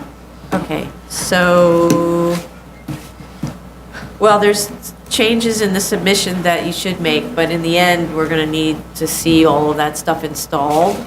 So, I don't know, it's getting to be perfect planting time.